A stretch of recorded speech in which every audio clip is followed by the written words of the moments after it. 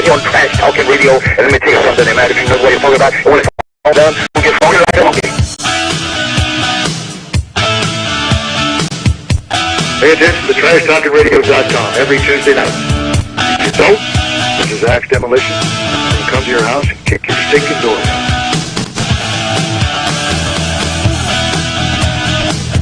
Hey, this is the Queen of Extreme Racing, and when I'm lonely, I listen to Mike Trash from 7 to 10 p.m. on Trash Talking Radio.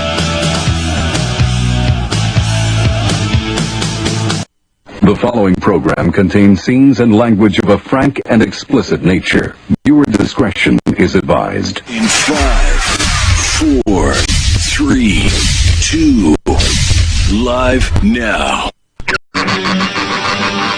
Everybody's got a price for the $1 Million Man. And if you want to get your money's worth, then you need to be with Trash Talking Radio and Mike Trash every Tuesday from 7 to 10 at TrashTalkingRadio.com. Okay? Ladies and gentlemen, this is the living legend, Larry Zbyszko, broadcasting a direct news bulletin from Larryland. And when you're driving in your car at home listening to radio, make sure you're listening to Mike Trash on Trash Radio. And you know all the scoop. It's Trash Talking Radio. It's Tuesday night. It's the best night of the week. We got some technical difficulties as usual. Seems to be a regular thing here on the show, but I think I figured out a way to get rid of a couple of them. So hopefully for the next show we will get rid of them, and all will be good with the world. You never know. However, we're here today, and we are ready to rock and roll and show everybody whatever it is that we do here. And here I am. We do what we do. Yes, and one thing we don't do is show our faces. Ha! See, told you we don't show our faces. This is an anonymous show. So we're doing our John Cena impression. You can't see us. There it is. Oh. Okay, there we go. Now let's lock this in. Wait a minute, I don't see it. Wait a minute, hold on. I always forget to refresh. I just want to make sure everything is running like it's supposed to be. And it looks like Twitter and Periscope. Yeah, because I got the notification on my phone that Periscope was running. There it is there. I had the wrong one. I almost pinned the wrong one. Okay, pinned. Then we go to YouTube, which is working. And we go to Twitch, which is working. We go to Periscope, which would also be working in a second. It should be here in a second. Come on. There we go. This should... I know it's working. Because if one's working, the other one's working. And, of course, last but not least, Facebook. Yep, it's working. The bane of my existence. It's funny, I was talking to somebody who keeps getting put in Facebook jail, which means you can't do anything for 7 days or whatever.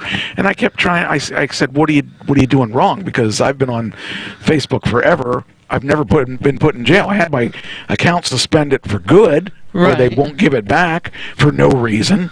But I just think that I know a couple people that have been put in Facebook jail. But did they deserve it? This kid said he didn't deserve it. And Captain I said, Dave Spieler? Oh, well. He might or might not have deserved it. Oh, listen, I'm talking to myself. Okay, anyway. You're having a staff meeting. Hey, Todd. How you doing, Todd? You ought to hire the band again. We just played the Grange Fair, and we'd like to play your barbecue thing again. So if you are interested, we would like to play it again. We had a great time at the Grange Fair, as it was 2 one-hour sets. I was exhausted by the end of that 2 hours. And it was hot. Hot as anything. Well, by the second set, it had cooled off some. Oh, wait a minute. What? Oh, okay, there we go. By the second set, it was... yeah, it cooled down a little bit, but it was, hey, Troy, how you doing? It was still really hot. Yeah. And if they hadn't put that awning up over us, I would have died. I mean, it was so hot. I was drenched before we even got started. Yes, I know. And so I'll have some videos ready by the, well, I'm not going to promise anything. I'll have some videos ready coming up soon. Pictures are up, though. The pictures are up, but I've had a lot of requests for audio. Yes. And so I want to listen to it before I put it forward. But I really am looking forward to it. We're going to be doing some videos. And It's kind of cool. I am excited about it. The band, I think, successfully pulled off the show, and I was happy about that because I have to say, I was happy. The way it turned out, everything just kind of went the way it was supposed to. You guys were great, so... Considering I never thought I'd see you do it. Do what? The Grange Fair. Because when I first sent you the link saying that they were looking for talent... I was actually... You didn't think we were talented enough. No. It's not that. You know me better than that. But I thought, honestly, you would take one look at that link, realize where it was from, and say, oh, hell no. Why? Because it's Center County. It's where my family's from. I'll play anywhere. I don't care where. I'm a whore when it comes to playing out. I'll play anywhere. I really honestly thought you would say no. I played in some really weird. Ken and I can tell you, we played in some really. I played an ice cream shop in Carlisle. Carlisle. That was about 5 years ago or so. No, let's see. Pamela's still alive, so it was probably... Well, maybe she wasn't. It was. I was going to say, it must have been after I left the first time. It was probably 2000... I'm going to say... All right, I'm going to say it was 2000... Either 2013 or 2015. Okay. And we played at this ice cream place. It was awesome.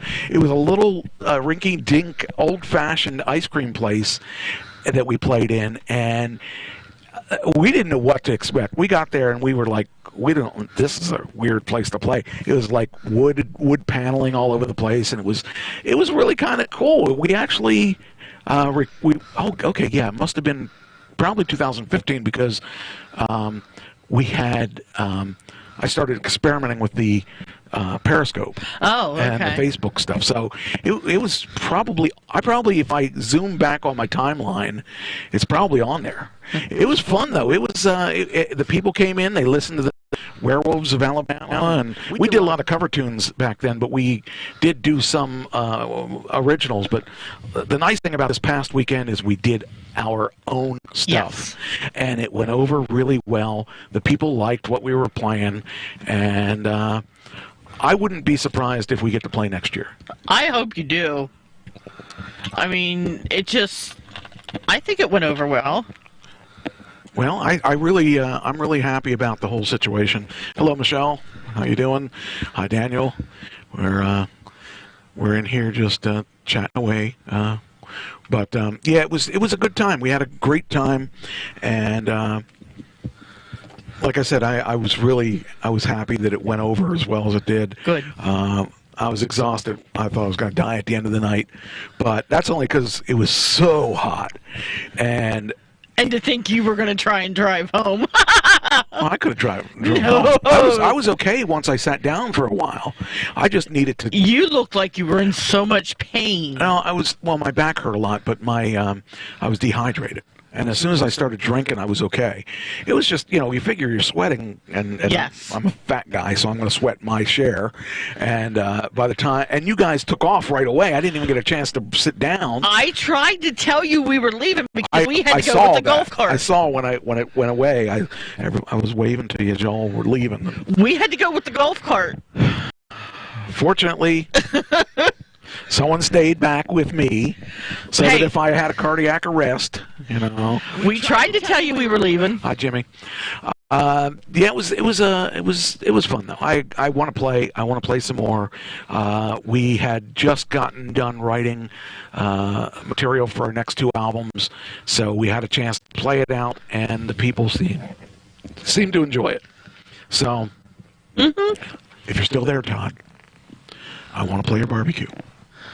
So, anyway, all right, let's get going here and see what we got. This time we're oh man, for the movies we were a disaster again. Can we just skip them? I'm telling you, we should probably give it up. Yeah, let's do that. We're nowhere near everything we thought. I mean, here I am thinking I'm a movie expert, and I just we died twice, 2 weeks in a row. I think we should just forget it. All right, so let's talk about what it was, what it ended up being. So this week, the top movie of the week was Good Boys.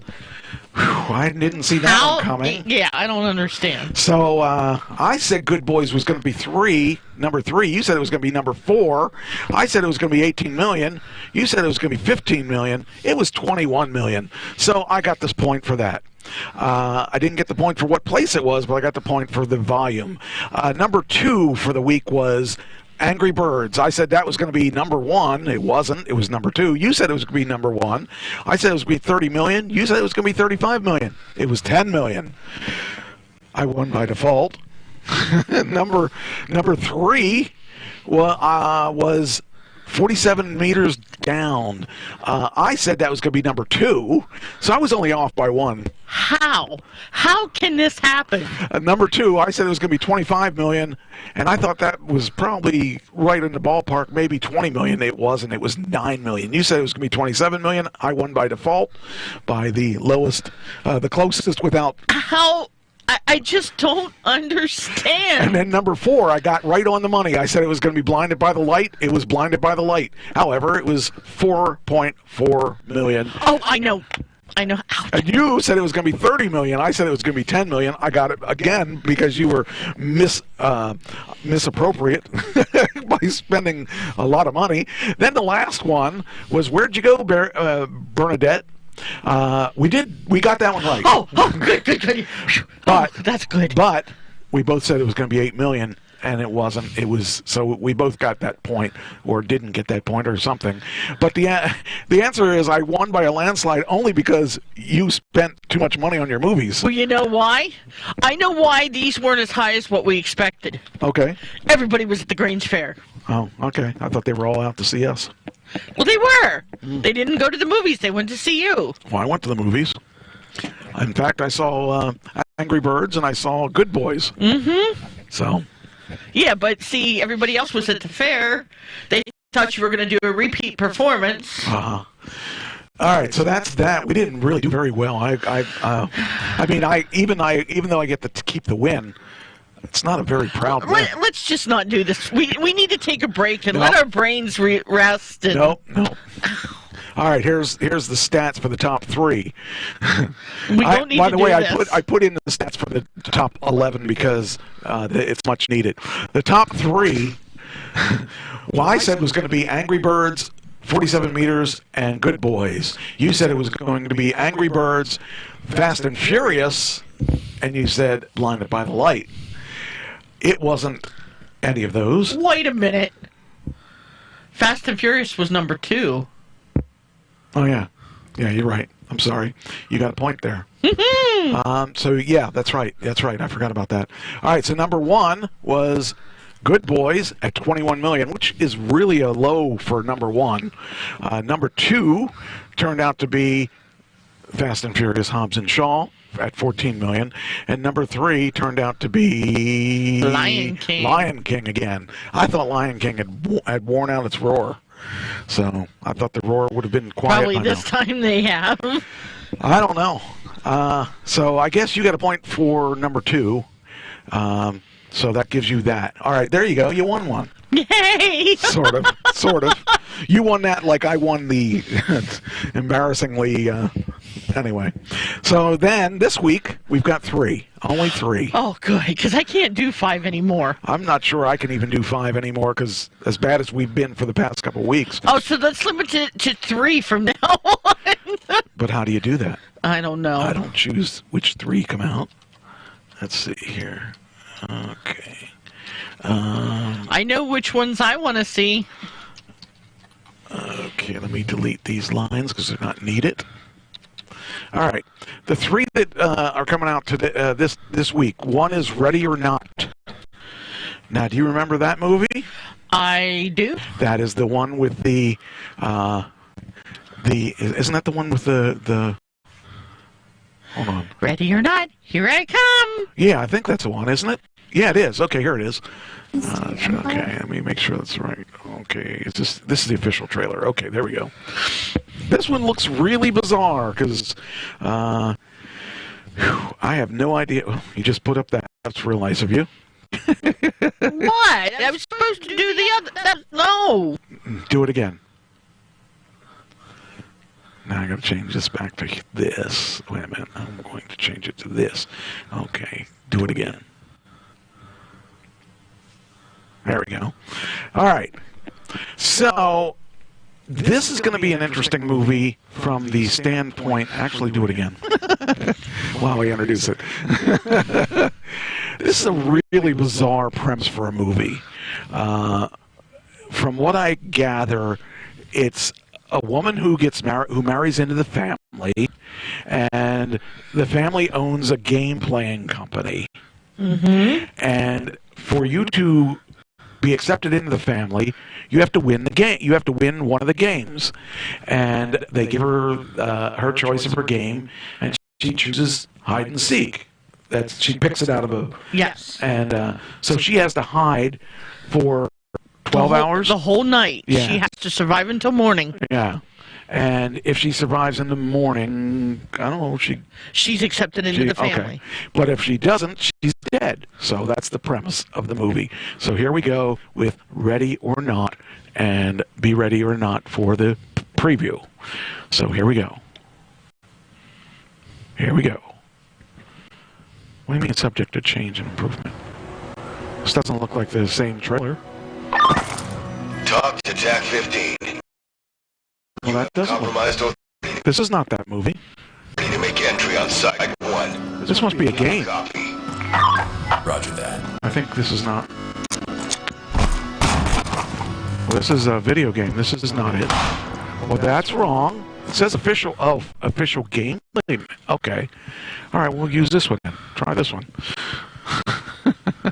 That's not it. That's not the trailer. I want the trailer. Give me the trailer. Why did they name more than one thing Ready or Not? All right. Here we go. Nope, that's the game, too. Well, that throws everything off here. All right. Where's that? Ready or Not trailer. Come on. How many official trailer? It doesn't look like a trailer. What in the world's going on here? What about up near the top? Well, what about that first one? that's a 3 years ago. Oh. Let me do it by date. That's how I should have done it. What?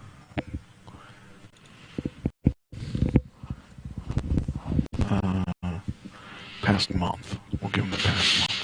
There we go. All right. Here we go. This is the official trailer. Jeez, things I gotta do to get things to work. Here we go. Oh, here we go. We're gonna start the count.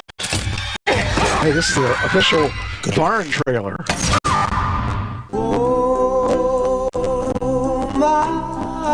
I can't believe that in half an hour I will be a part of the Ladomus Gaming Dynasty Empire. Dominion, we prefer Dominion. I honestly can't wait to be a part of your family. If you need to learn to speak French, this is a good way to do it. And then you are Just watch this officially trailer. part of the family. So, at midnight, you have to play a game. Why? It's just something we do when someone new joins the family. What game? Hide and seek? Are we really going to play that? The rules are simple. Hide anywhere. We then try to find you. So They got a really nice house, by the way. Right? And stay hidden until dawn. No, thank you. Good luck. Such a strange What the premise. hell is this? How old is this thing? I know you're in here.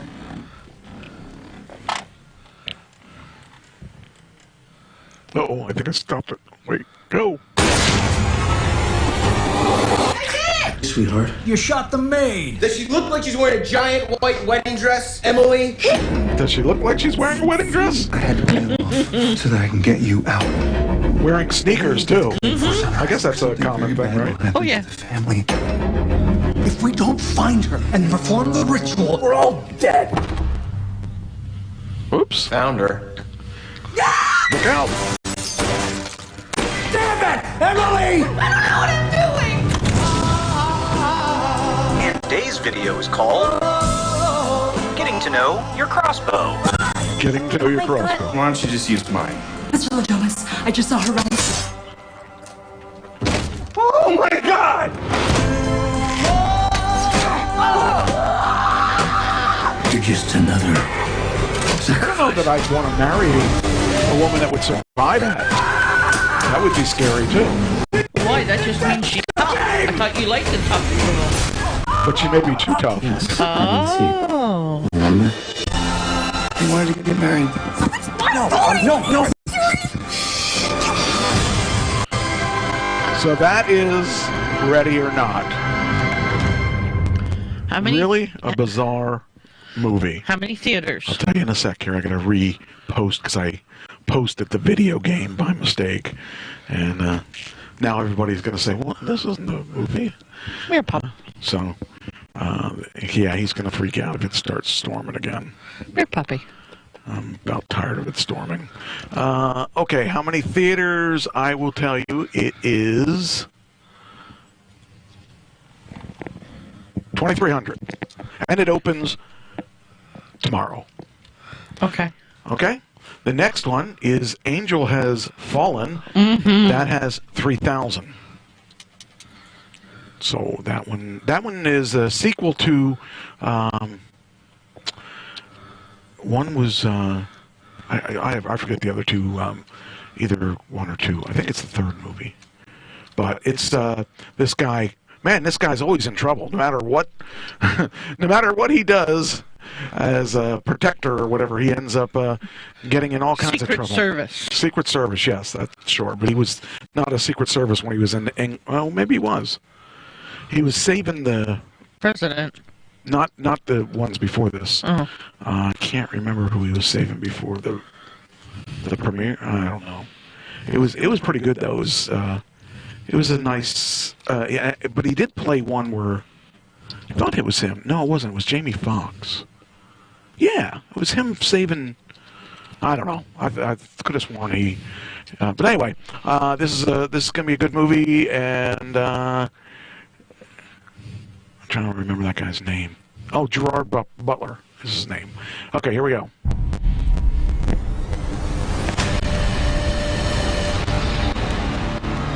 White House has fallen. That's what the one was before. It was called White House Has Fallen. And that had Jamie Foxx as the president, I think. Oh. Or not, was that Jamie Foxx? I think it was.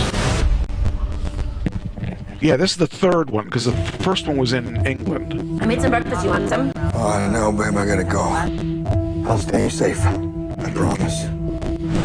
Now, what woman would be married to him knowing that he's been in three major attacks? You must really like fishing, Mr. President. It's cold out here. Sorry. Anything to get out of D.C. for a while. Like Morgan Freeman would need to be a president. Are they bats? They're drones! They're drones! Yo! So we're going under. Dive deep. Why am I wearing cuffs? Your whole team is dead. And the weird thing is they blame him.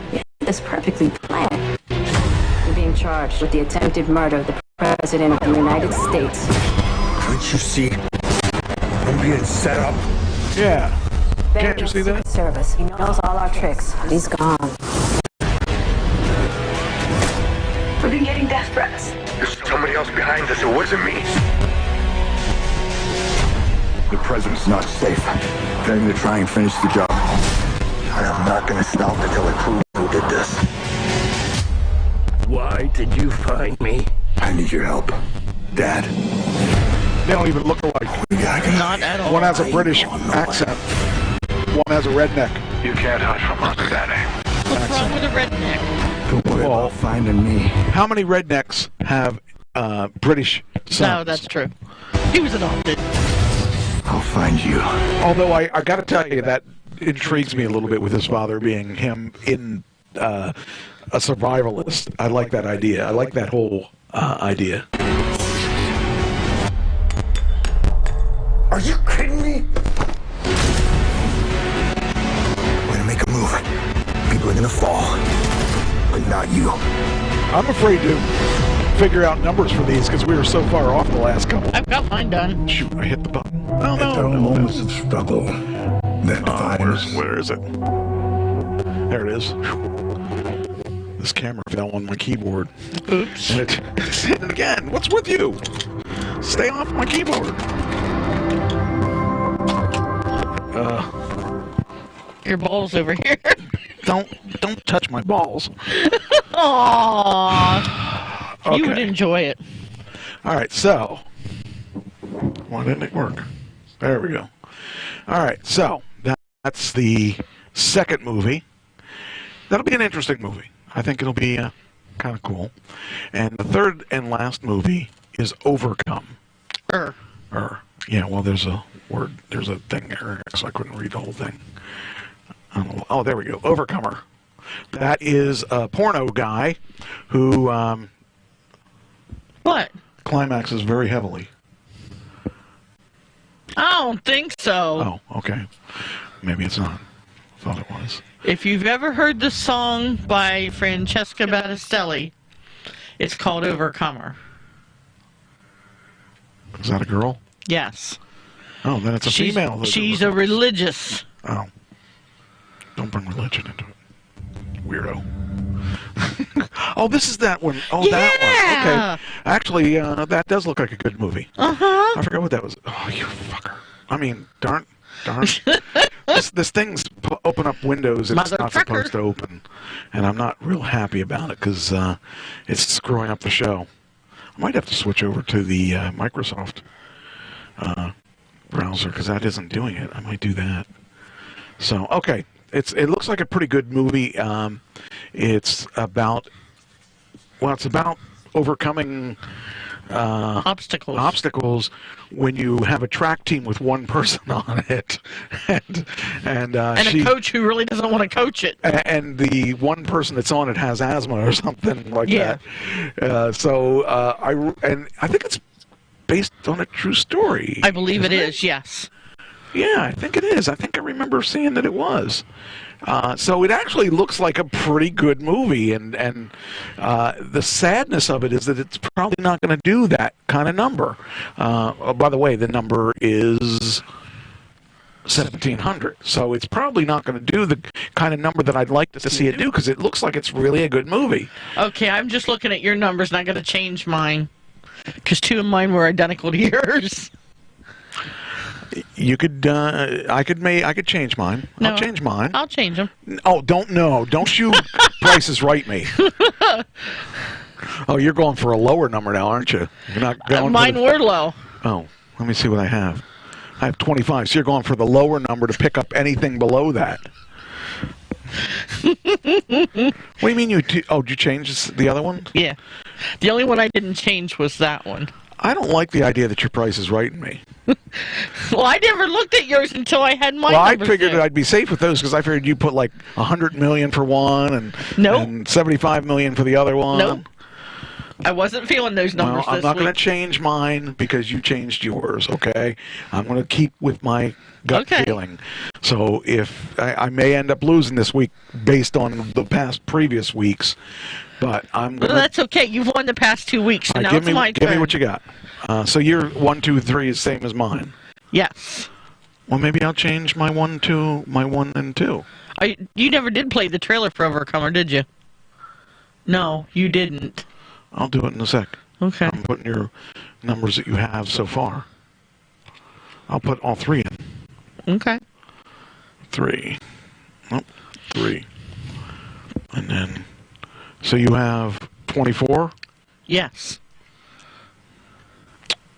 And 15. And 8. I'm not happy about that. Because I know you should have put like double that on all of them. Maybe triple that on all of them. No, I learned my lesson the past 2 weeks. Here's Overcomer, because might as well. It's that porno movie I told you about. Here we go.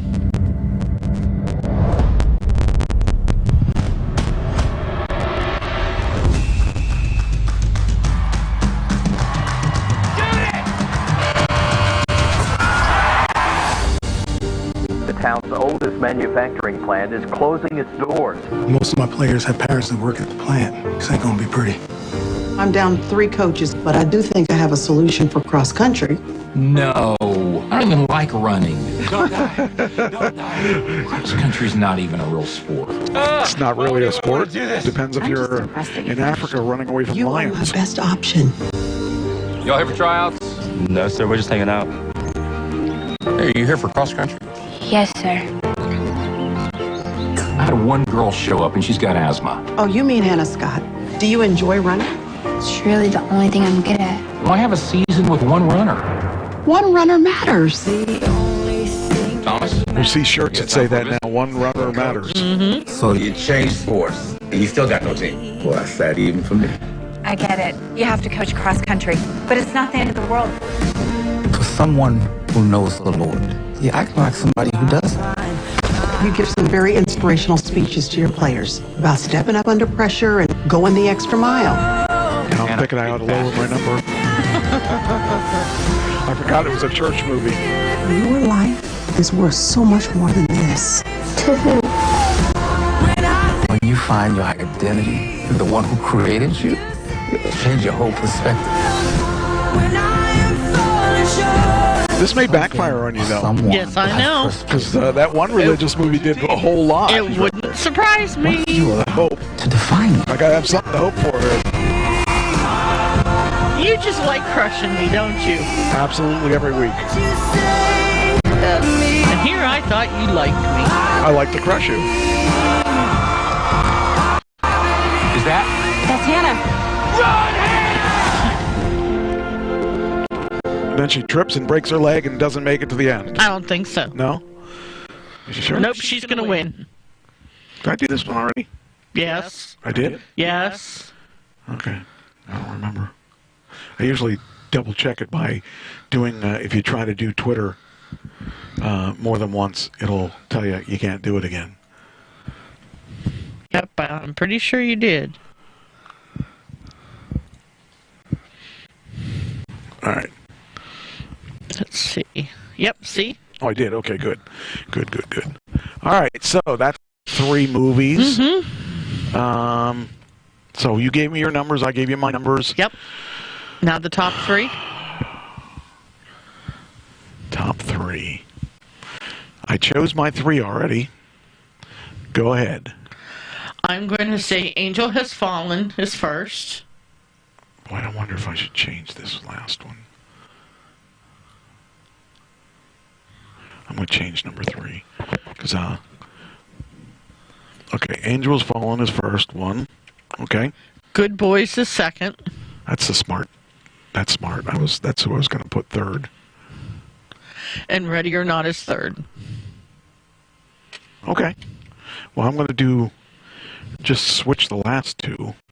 Because I really think Good Boys is going to hang in there one more week. I thought about it and I thought at 20 million, but then I thought, I think that is right. I think you're right. I don't know if it's going to be, it's going to be that order. It's going to be those 3 movies. I don't know what order. Right. Yeah. Okay. Well, you may have a win next week. You never know. I better. You better. Although it is a special day, so I don't know. Maybe I will let you there win. might not be a show next week, actually. Yeah. Depends if they get the studio done, because I have the guys coming in to do the batteries for. Right. And it depends how much they rip apart my studio and how much I have to put it back together.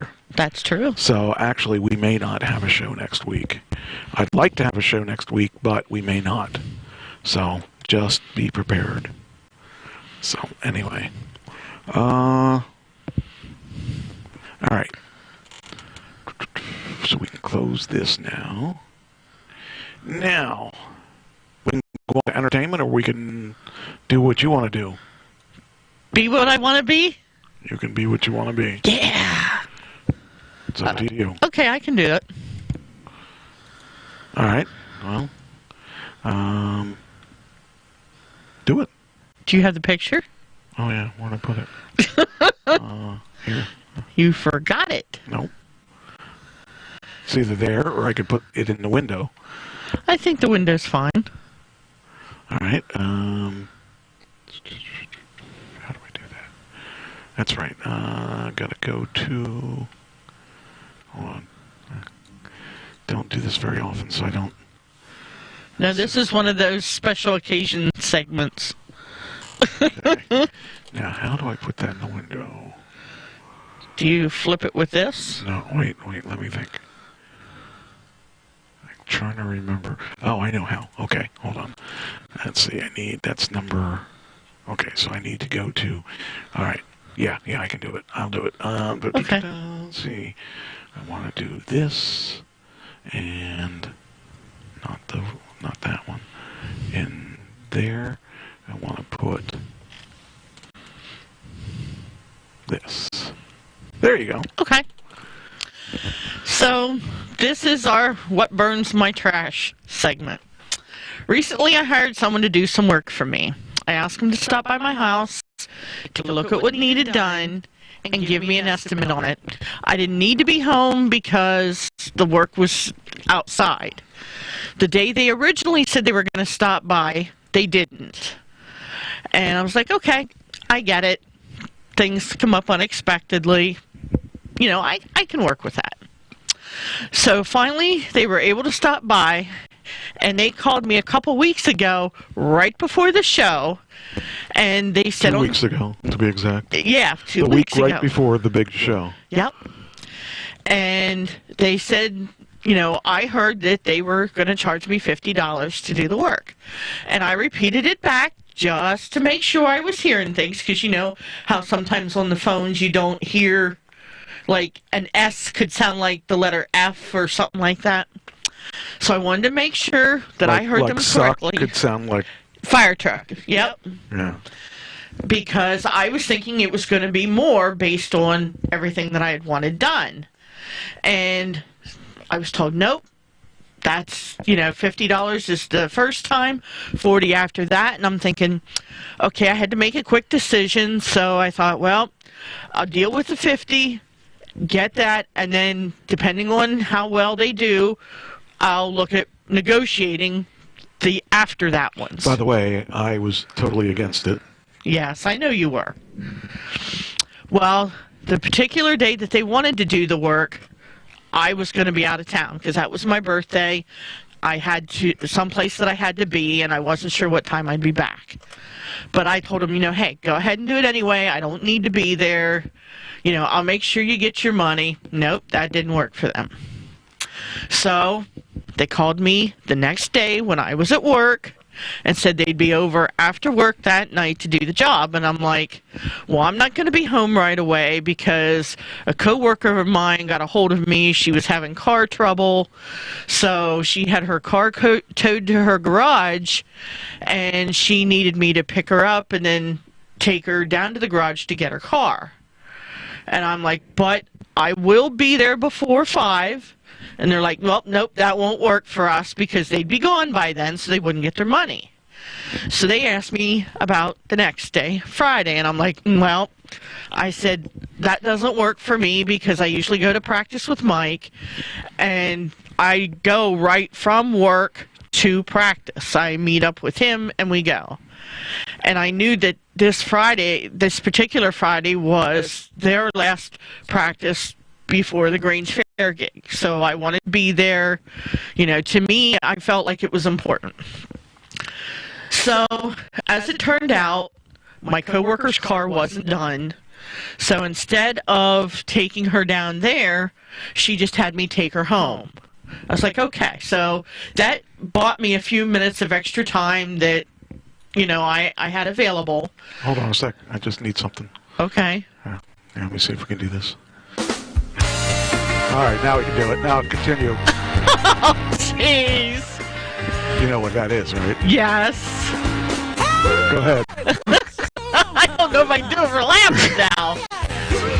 Anyway, let's see. I took her home. I swung by my house, and I saw that the work wasn't done. So I texted them, and I'm like, hey, what's going on? I thought you were going to be at my house to do this. And they're like, no, we're at home. You know, I'll do it tomorrow. And I'm thinking, okay, I told you before I wasn't going to be home on Friday, that I already had other plans. So they're like, well, okay, where can we meet you so that we can get the money? And I'm like, well, because I had extra time now, you had gotten in touch with me about seeing a movie. Go ahead. Don't mind me. Don't mind you. Yeah, it's hard. So, anyway, I told him that I was going to meet at a movie theater, and I thought they would come over, and, well, that didn't work. It was just like, nope, okay. So, if they'd have just met me at the house, like they originally were going to, it would have been fine. So, that Friday, I met up with you after work. We went on to band practice. I get a phone call that don't answer because the room that you're practicing in is very small. And I didn't want to disrupt Mike's band practice.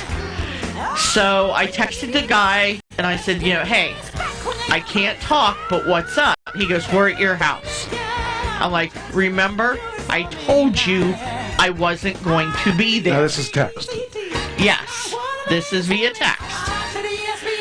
And so what does this guy do? He doesn't like my answer. He literally calls Mike on his phone. Now, I'm practicing. Yes. While now, I'm singing. If you know anything about Mike, you know how important his music is to him. Especially the week before. Yes, exactly. You don't interrupt his band practice. So Mike, as frustrated as he was, he stops his practice, answers his phone. Which I don't do. Nope. And he's like, he told the guy, he's like, look, you have to work it out with her. And I'm sitting back there going, oh my God, he's really not doing this. He's not calling Mike. Yep. And I was just... I even said I would pay if you didn't pay, yes. But I swore that you would pay. You knew I would because I told you. And... my money was in the car. Yep. I told you it was. I figured I'd meet up with him after practice and everything would be good. Well, this went on, and I guess he told you that he needed the money right away because he had to feed his kids. Feed his kids. I thought that was hilarious because and I'm just like, what kind of person is like driving? It sounded desperate. Well, even if he had to feed his kid, he was going to leave there without the money, and he wouldn't feed his kid anyway, right. Or he could leave there with the job and have the money coming his way. It was stupid because you would have to drive back again. Yes. And waste more money. I just think it was stupid because that doesn't even make sense to me. So, hi Nate. We get through this, and what seems like a few minutes is probably about 15 minutes, you would say. Something. It wasn't long. The guy calls again. He's like, I want my money. Where are you? And I'm like, I'm in Middletown. And he goes, where in Middletown? I'm coming to you for your money. And I'm like, let's find a place to meet because where we were practicing, I didn't want this guy showing up there. I didn't know what kind of mood this guy was in. I figured he was already as pissed as I was, and I just didn't want to do that. I didn't want to embarrass anybody else, especially you, by having this guy show up. Footnote that you're not mentioning. Your lawn is very, very small. Yes. I cut your lawn with my electric mower in about probably half an hour when it was really, really deep. Yeah. I told you that $50 was entirely too much money. But I wanted to get it done because of the time. Yeah, you didn't tell me how much you were going to pay him till this whole thing came down, because I would have shot that down in a second. Anyway, go ahead. I'm handling my affairs. Yeah, barely. Okay. So, Mike is so frustrated at this point with all of this. He hands me the key to the Tesla, says, go take care of it. So I tell the guy, okay, right off of 283, there is a parking area. I will meet you there. So I take the car. This is the first time I get to drive the Tesla by myself without you in it. So I'm like... Your daughter just checked in and she said bye. Checked in, bye. Love you, Ashley, bye. So I take the car and I go out. And I'm sitting there waiting and I'm thinking, okay, how bad is this going to be? And I've got my cash in my hand. So I'm watching and all at once I see this older pickup truck. It was black and red. It goes past me and I'm thinking, I wonder if that's them, because there were mowers in the back. So I texted him. I said, hey, if you're in a black and red truck, you just passed me. So I wait a couple minutes, that truck comes back. I'm like, yep, it's them. So they pull in. I get out of the Tesla. I walk over. The guy in the passenger side of the truck says, wasn't me. And I was like, okay, whatever. And that's a good guy, by the way. That was the good guy. That was okay. Ken. He's a cool guy. Okay, so I handed the $50 cash, turned around, walked back to the car. And I thought, okay, I'm just going to get in the car. I'm going to let them leave first because I wanted to see which way they were going. I was in a very expensive car. You could have blown that car away just by I know, regular but road. I was more afraid that if I had left first, if as angry as he was, I didn't know if he was going to ram the car, and I didn't want that. Hey, I don't trust. I'd have him arrested. That's no problem. I don't trust people around here. You know me. I would send my lawyers to him. But I was driving that car, and I would have felt bad. So I figured I'd let him leave first. So he leaves. Well, when he goes to leave, he revs his engine, stomps on the gas, takes off. Real mature. He's spitting stones on the car, back, and I'm thinking, oh my God, please don't let anything happen to this car. I can't afford to pay for any damages. I don't want you any madder than what you already are. Stones. Nope. I didn't want to because I didn't want you. I wanted you to know that I had handled it. You didn't handle it if he threw stones on my car. Well, that's because he was pissed. Yeah, well, but I didn't know why he was pissed. I thought it was just because... Because he's an idiot? Yeah. Okay. Okay. So, I follow him. Unfortunately, he's going the same direction I am. But when I turned to go back to Ken's, he went straight. I'm like, thank God I don't have to follow him anymore. Because I didn't want him to see where your practice was. So as I park the car and I get out, I look at my phone, and that's where I see there's a text message from him that says, I said 60, not 50. And I'm like, no. Remember, I questioned that amount when we talked on the phone, and, you agreed that 50 was for the first time. He's like, no, I said 60. I said, well, you've got 50. I'm sorry, but I think I'm going to find somebody else. At that point, I was just fed up with it. I was done. He's like, okay. And that was that. So I went back in. Oh, well. And I thought it was over at this point. I thought it was done. Well, there's something else that you didn't mention, and that is that between the time that he called me and the time that he called you to say that it was done was about 15 minutes. Right. So it took him about 15 minutes to do your lawn. Mm-hmm. Because I know he probably didn't do it before he called us.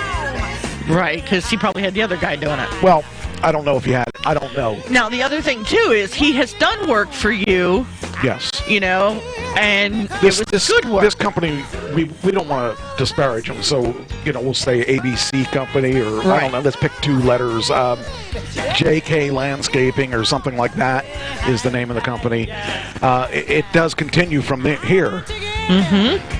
So then you unfriended him. I unfriended him. Did you block him, or did you just unfriend him? I blocked him at that point. He's unblocked now. She will have no more contact with him. However, I do. So I just, I've had them say they were going to do my backyard, cut the grass, and trim the trees and stuff because it's out of control. And I just figured I'd throw a bone. I mean, I let them do the tree. I let them do the. Well, I asked them to do the tree because I couldn't do that big tree. That was I could, but it was just a lot, especially in that heat. Yes. That's when it was 100+ degree heat. I didn't want to do that kind of stuff in that kind of heat. So that I gave them money for, and I thought I appreciated them doing that, and they did a decent job of that. So that was fair for me. And I threw them a couple other bones because I needed to get my back garage door done. I could have done that myself. I already know how to do it. But I threw them a bone because they were looking for something to do. So I gave them that too. Then I offered them, actually before that, when they did the tree in the front yard, I said, if you want to cut this backyard, because I got a hill that's pretty hard to do. If you want to cut this and cut those limbs down that are hanging over that, I'll pay you to do that. Right. That was back in when my tree fell, which was probably 2 months ago. July. And I was waiting for them to do it. They didn't do it. And here it is 8 weeks, 6 weeks, whatever it is later, and it still isn't done. And the grass is horribly high. Actually, did I post those pictures? You sent them to me. I didn't put them on the... Nope. All right.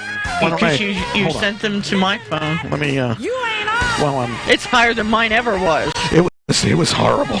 And the thing is, I was just waiting for them to do it. I figured, I'm going to cut them a slack and give them a little extra work, and I'm okay with doing that. It's, I try to be a decent guy. I mean, I'm not always nice. I realize that. And so let me put these pictures. Okay, just upload. So while all this is going on with you, I get up the next morning, I look outside because after we had gotten home, or I'd gotten home from practice, it was dark. I really couldn't see anything. But I had trusted that they did what they said they were going to do, even though there was a disagreement on the price. I get up the next morning and I see the job is only half done. Yeah, and that's... that doesn't make sense. If you're going to do that, you should do it right. Mm-hmm. And well, anyway, while all this is going on, I decided I was going to do the lawn. Was that Sunday? Yesterday. It was yesterday. Yesterday, because I called you after work. As I was getting ready to go out and do it, he contacts me, and he comes into the chat room regularly, but we won't talk about that because we don't really need to bust him. We'll just use his fictitious name, JK, or ABC, or whatever it is. No, I think it would be F. F Landscaping. But something I do want to say is when I did my stuff, they didn't even use their own equipment. They were borrowing my equipment. And I got to say, the one guy that works for JK, whether he be a partner or whether he be whatever, he's a really good guy. He actually does all the work. He's a really good worker.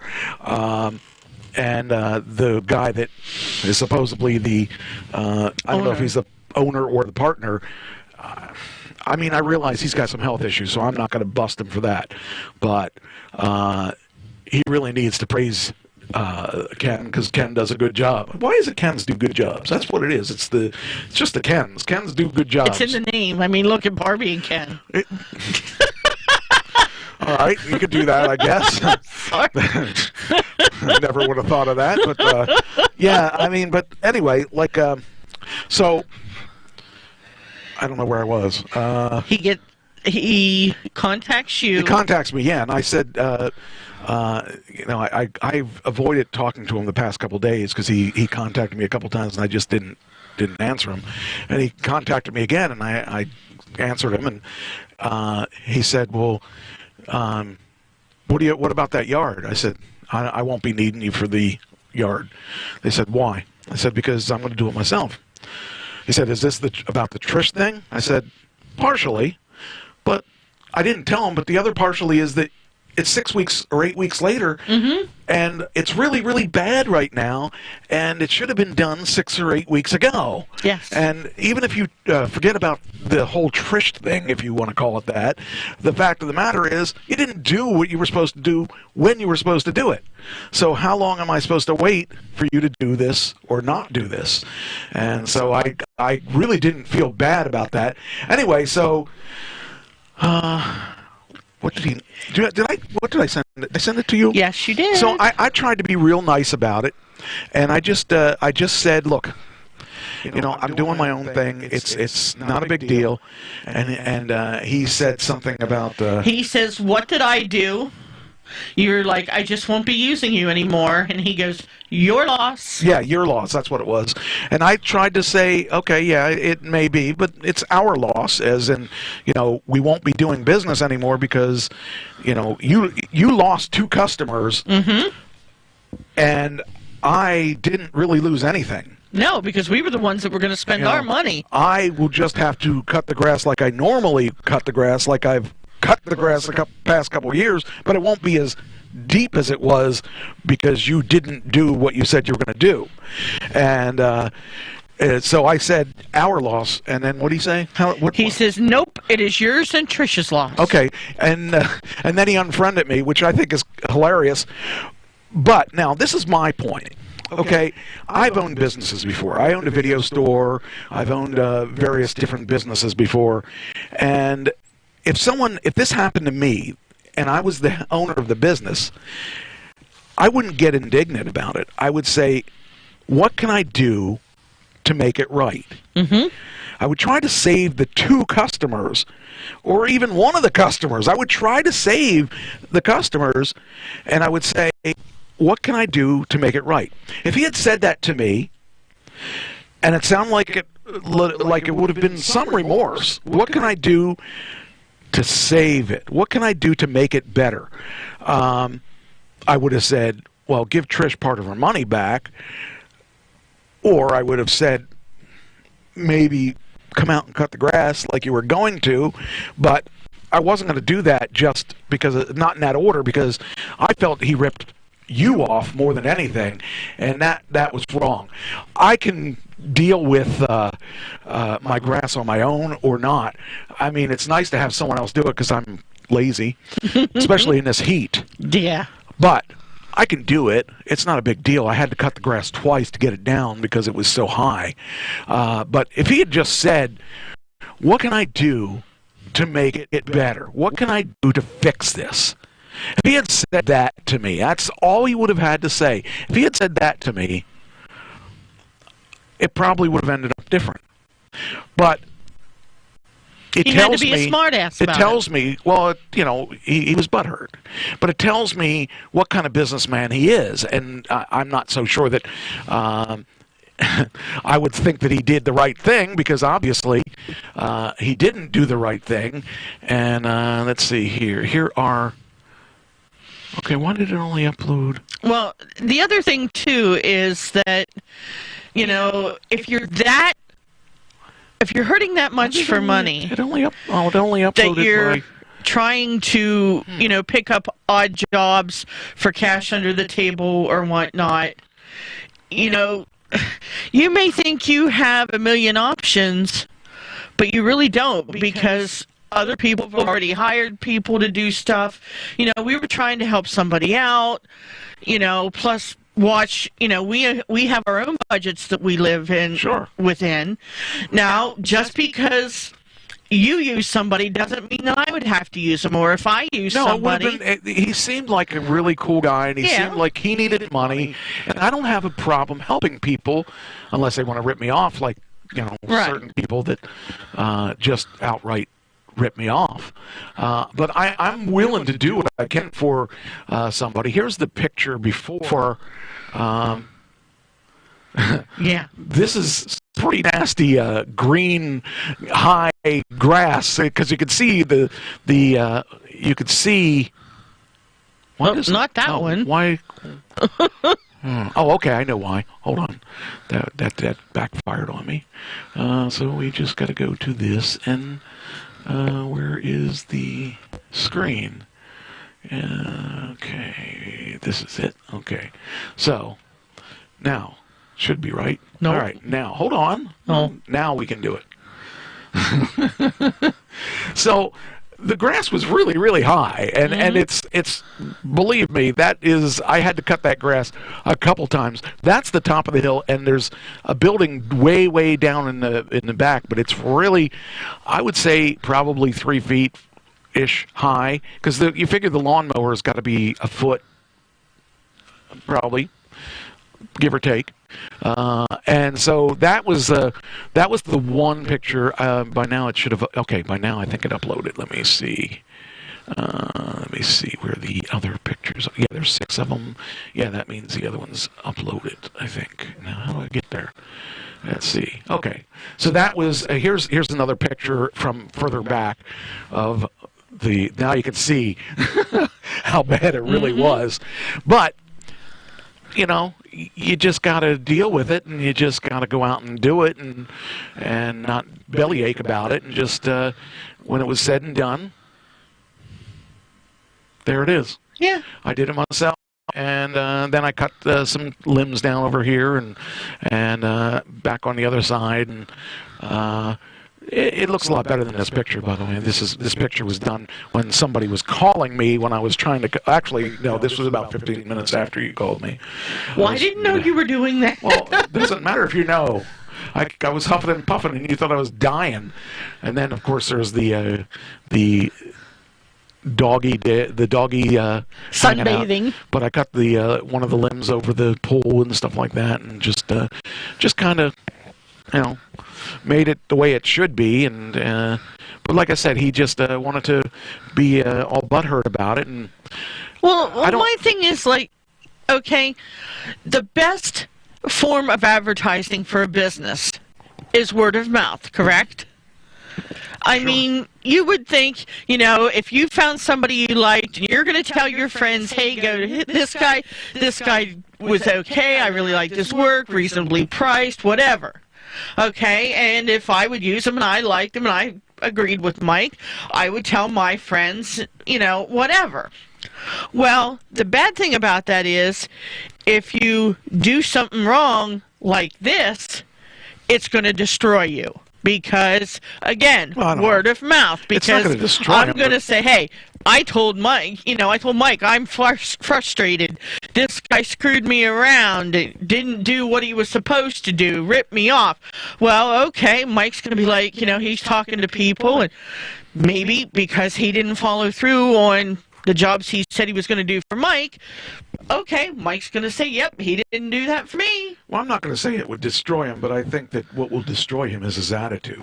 I don't think that it's going to be just us, because we're too little peons, but it will destroy him if he keeps going like this. And I feel bad for him, because he's not a horrible person, but he's an immature person, because he couldn't have a discussion with me. He just had to say, well, you're lost. The thing was, it's not my loss. You know, the issues he had with me should have just been between him and me. There was no reason to bring you into it. He just knew that I was with you, so he tried to use you. Well, and the thing I told him was, this is my band time. I don't care. I really don't care. And then when I called, I did have to call him back. I said, just trust her for the $50. It's not that, I mean, $50 isn't going to break anybody, I think. I mean, it won't, it may hurt, but it's not going to break you. And if you can't feed your kids on $50 coming a day later or a little later, you shouldn't be in business. Right. So if you're in that tight of a budget that you can't, I mean, that's silly. But I like Ken, so I don't have any problems with Ken. I do have problems with this other guy who will remain nameless, Joe. So, I mean, not Joe. His name isn't Joe. It wouldn't be Joe. So, it's a guy whose name rhymes with Flo. Yeah, the insurance salesman. So, anyway. Enough of that. Yeah. I don't have any bad feelings for him. I just want him to know that, you know, I can't deal with that kind of thing. I have too much things going on in my life that I really don't want to deal with it. So I wish him luck in his future endeavors. But like I said, he doesn't even care about his own business, because he didn't even try to make it right. I mean...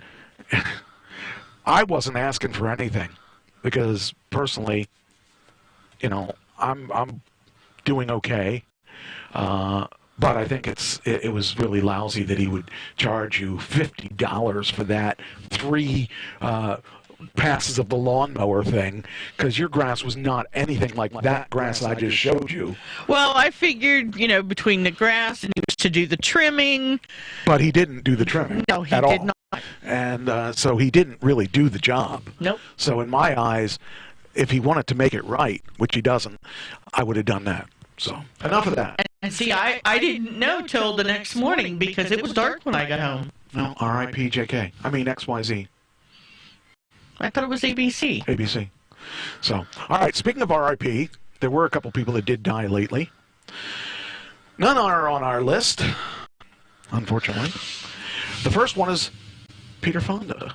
Oh, yeah. Peter Fonda. When I was a kid, he was a big star. He was the huge star.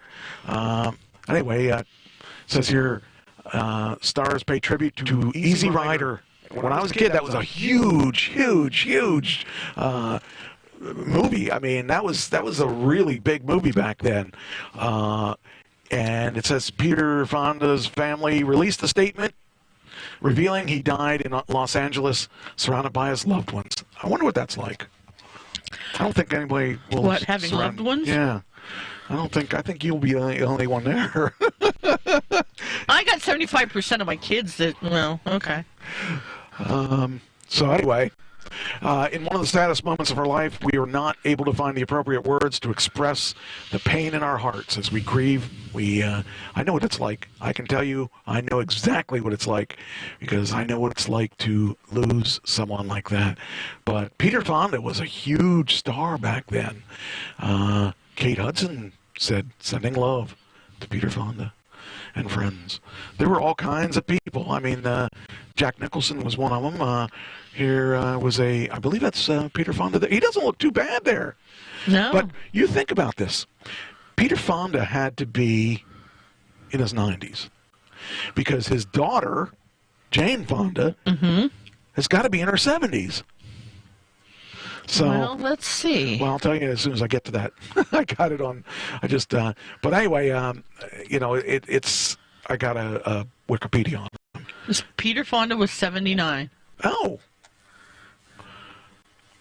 Huh. Well, I guess that wrong. Well, what did I say?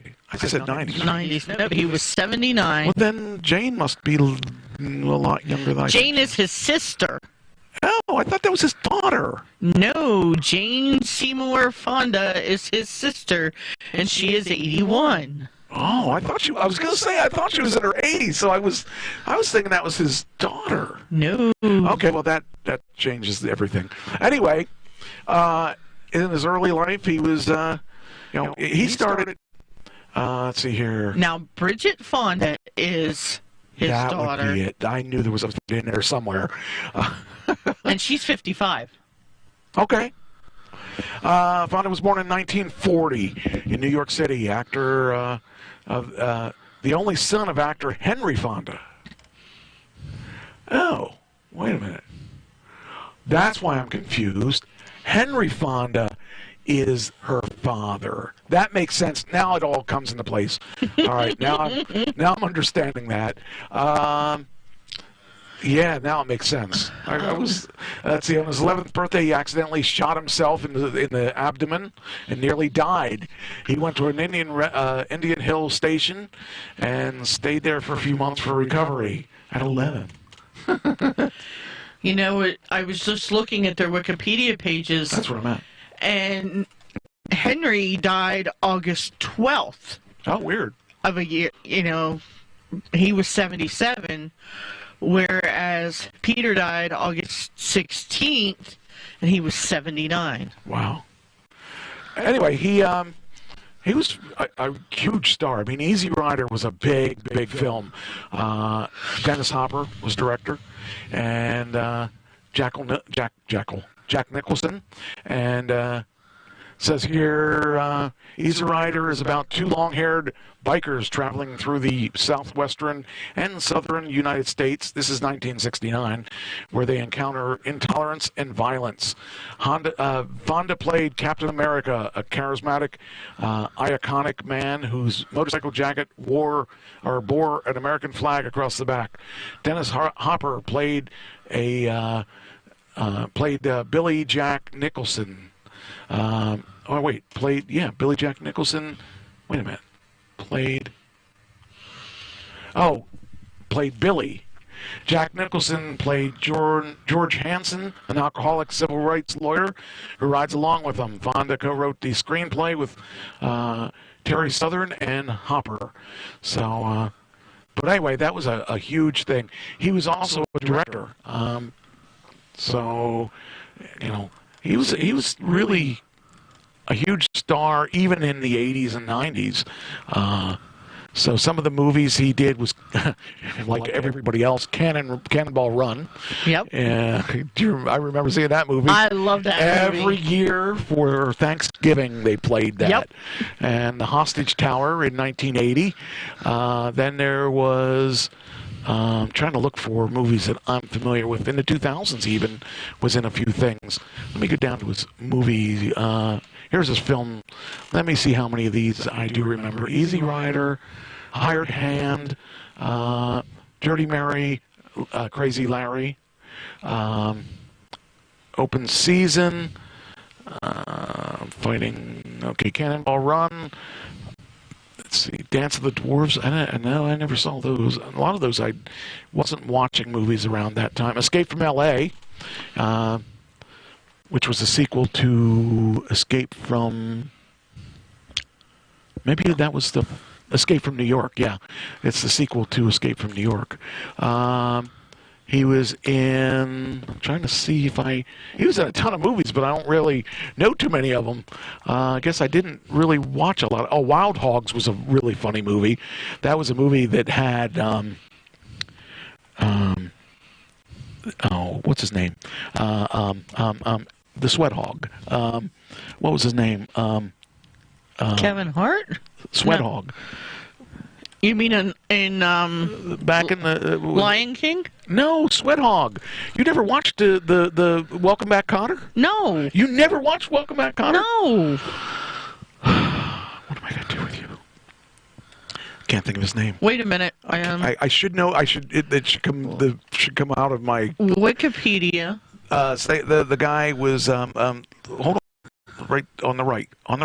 Read them. John Travolta. Oh. Sweat Hogs. It was. You could have said Grease and I'd have gotten that one. I couldn't think of anything. But it was I love that movie. It was so stupid. It was a great movie.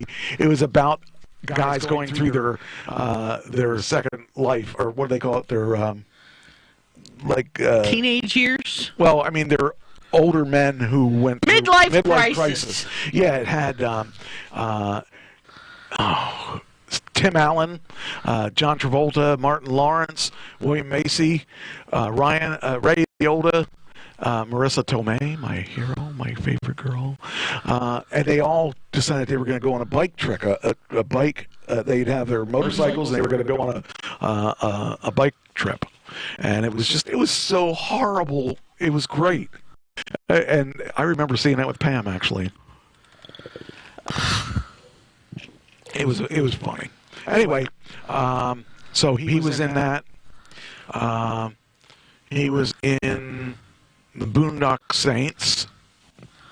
He was in a lot of these I haven't heard of. Anyway, but he was a huge star. Man, he had so many movies. I can't even tell you how many movies that is. But yeah, he's no longer with us, and I guess he lived a pretty good life if he made it that far in life. So, but yeah, I remember. It says here Jessica Biel mourns Peter Fonda, her first big co-star. He believed in me. Peter Fonda partied with the Beatles, inspired in the She Said report, and that's a. Hold on here. There we go. I mean, to think about this. How many people can say they partied with the Beatles? I know I couldn't. I know I couldn't. Unless you're talking about the insects. Yeah, I'm sure you have. But I just think that it's kind of cool that he got to do and see all the things that he did. I mean, there was a lot of history there that he can actually talk about. Well, we can't talk about now, but we can talk about him because he saw so much, and the fact that he had the opportunity to do a lot of that stuff, people would kill to do that, and yet that was just his life, you know. But he died Friday. He was 79. It says he was it was not only part of the fabric of 1960s Hollywood with movies like Easy Rider. He also reportedly helped inspire a line in the 1966 song "She said" while tripping on acid with the Beatles one night. So he was tripping on acid. I switched from he said what he said, but all right, what's that from? What's that? I hear it. I switched to Chevy. We switched to Chevy. Okay, where's that coming from? We switched to Chevy. Oh, there it is. Your little one down there in the corner. I can't stand that. Just look Hey, at it. people, stop. Anyway, just really a sad loss. But like I said, he lived a good life, so I don't feel bad for him because he got to live a good life. So, then we got these are all Peter Fonda stuff. Peter Fonda, Jessica Biel, Appreciation, Peter Fonda. You gave me this one. Robert F. Kennedy's granddaughter, Saoirse, is that her name? I guess. Kennedy Hill dies at 22. Wow. And apparently of an overdose. Unbelievable. Well, you know, Robert F. Kennedy's granddaughter dies at the family compound at 22. And it's sad. It's sad to think of that. Here we got a video. I guess we can watch that. Maybe if the video plays. Okay, here we go. See if the video plays. Where's my thing ready? Introducing the all-new. Not ready. Oh. Introducing the all-new Roku Streaming Stick Plus. Oh, I got a Roku. Super small and exceptional. Yeah. So. The granddaughter of Ethel Kennedy and former Senator and U.S. Attorney Robert F. Kennedy was confirmed dead after authorities were called and to the family's longtime summer home in Hyannisport. She died of an apparent drug overdose. I don't really think we need anything more than that. I don't want to give her too much time because, you know, none of us ever heard of her. She was just a granddaughter. Yeah. Not really made her big claim to fame as she died of an overdose. You know, that family has all the money in the world, and I guess money can't make you happy. Oh. So, but I'll tell you what, I could be pretty darn happy for a little while. I'd like that. You can give me that money. Give me her share. Mm-hmm, you can adopt me. Oh, boy. Be something. But, yeah. All right, that's another one. And then we had, I think, one more. Is that the one more? Yep. Okay, the other guy that died, you may not know his name, but you'll know his work. That's the best way I can put that. This guy his name is Richard Williams, and if you ever saw Roger Rabbit, you probably know who he is. Yeah, he was hopping right outside. Yeah, hipping and hopping and all that stuff. But he was a pretty prevalent person, and there he is. And there's Roger Rabbit right behind him. And check to see if... Yeah, that's YouTube. Okay, good. So we'll probably get hammered from YouTube for playing it. Because I'm a rebel like that. That animation... This is from... this is a British guy. Oh, we're not going to play it now. Far beyond the medium There we of go. simple entertainment, but rather a way of showing drawings that think, feel on the paper, a way of creating line markings with a life force of their very own. I mean, he was pretty ahead of his time. Why I was fortunate enough to be born in the age where he worked in his studio in London in Soho, where he then financed The Thief and the Cobbler by making animated adverts that were broadcast. They're even good at by today's standards. And now, as an adult, I got to I loved Roger Rabbit, though. From A Christmas Carol. Roger Rabbit was hot. It was through Richard Williams' hard work and dedication that he was able to accumulate a vast amount of knowledge from other legacy animations. I loved that. It was so neat to be able to put animation with real life. The Animator's Survival Kit. His contribution to the field of animation is a truly remarkable one, and he's a great talent that will sorely be missed. But let's not be so sad. Let's celebrate his amazing contribution to the world of animation. Wow. We were going so good with no deaths all at once. We've got 3. Well, the one was from 2 weeks ago, so okay. The other 2 are recent ones. So, but again, neither of us got points. If you want to grow up fast, I'm gonna go stalking people or something. You go out and you pick off a few people on your list just so you win that one too. I need at least 2. Not so fast. He did Superman. If you want to go up fast, I didn't know he did that. with my X-ray vision, Oh, excuse me. see the harm cigarettes do inside people's Oh, bodies. this is a commercial. How dare you? Yes, with cigarette. Or was it? Is that a commercial or not? I have power over. Well, these might be his. Though they may appear complex. For me, they fall like playing cards. Okay. Anyway, you get the general idea. It just was he was a legend in the business. So.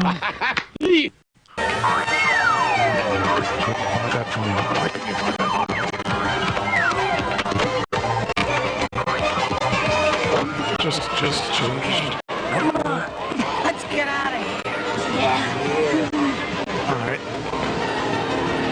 Hey, you see what I see? No, I don't see anything. All right. Let me get rid of this. Okay. Oh, he did Pink Panther. Ooh. I forgot about that. That's right. I used to watch Pink Panther. I did too. I love that one. And then he got involved in fiberglass insulation. Come here, buddy. Come here. Come on, Pop. Anyway, that's enough.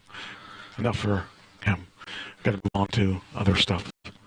Got a whole bunch of entertainment stuff. I'll hit up some of it. Okay, one of which we played out this weekend, in case you didn't hear. Mm-hmm. So it was fun. All right, this is the one I told you about up in when we were watching TV. Dale Earnhardt's plane crashed, and investigators reveal the cause of the ex-NASCAR Dale Earnhardt's crash. Junior, whatever. Says here, collapsed gear. What is going on here? Stop. Oh, I see. It's my fault. I don't want an online survey. I'm not going to listen. Okay, that's already done. Okay, come on, give me my article back. Days later, I got to put up the whole article all over again. Here it is. Collapsed landing gear caused the plane carrying ex-NASCAR driver Dale Earnhardt Jr. and his family to crash off the runway before bursting into flames. He's lucky he is alive, as far as I'm concerned. The jet caught fire, burned out within minutes during the incident at Elizabeth Municipal Airport in Tennessee. The plane had careered off the end of the runway and through the fencing to the end of the airstrip. Earnhardt, his wife Amy, daughter Isla, and their dog and 2 pilots escaped the Cessna before it burst into flame. The Earnhardts were transported to Johnson City Medical Center. So, what a weird thing to think about, that you almost died from this plane. And I'll tell you, that would be that'd be enough to keep me out of the sky for a while. Mm-hmm. So, but the neat thing about it, and the reason I bring it up, is that I'm not that I'm a NASCAR fan, but the cool repercussions of it were that NASCAR thought it was kind of cool that they give free tickets to the first responders. That is kind of cool. You know, they have no, I mean, they don't have to do that. But the thing is, the first responders will probably be happy about that, because I'm imagining those tickets aren't cheap. So NASCAR paid back the first responders of the plane crash that Dale Earnhardt Jr. and his family survived. The Carter County, Tennessee Sheriff's Office said it would get free tickets. So to Bristol Motor Speedway race, along with others who responded to the crash. That is really cool, and I think that you know, that definitely is something that they weren't asking for anything. They were just doing their job. Right. But it was awesome. So more power to them. I think. Oh, well, here we go. I didn't know if that was going to load or not. Oh, we can. I don't care. I'm done with the story. Anyway, I thought that was cool. I did that story for you because you're more of a race fan than I am. When I was a kid, I was like big into it, but you know. My parents were huge Earnhardt Sr. fans. Okay. So of course I'd root for Earnhardt Sr. just to stay on my parents' good side. Well, there you go. Once Upon in Hollywood pulled ahead of which movie? Which movie do you think? Lion King. Pulled ahead of Hobbs and Shaw. Oh. Overseas. Oh, well. I think that's pretty interesting. You know, who would have seen that coming? I would have thought that Hobbs and Shaw were a much more popular movie, but that wasn't the case in this particular one. So that was an interesting thing to find that overseas, the fascination with Hollywood in the early days, you know, was more than our stuff. Right. So what are you doing? Who's that? It's not who it is. It's something I wanted to show you, but anyway, following that, Quentin Tarantino, that's his best movie he's done as far as box office. It nears $200 million for that movie. Wow. I wouldn't have seen that coming.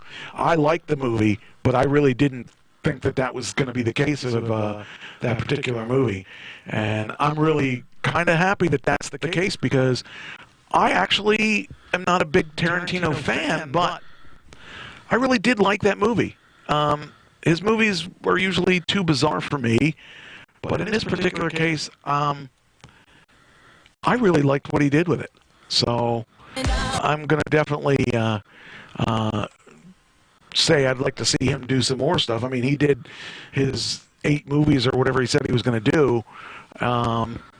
I'm curious to see what he's going to do now, because I mean, I'm not expecting him to retire, but you know, that's pretty darn hefty to get $200 million for a global release for a little indie. I would say a little movie like that. So, you know, who knows? He may. Who knows what his?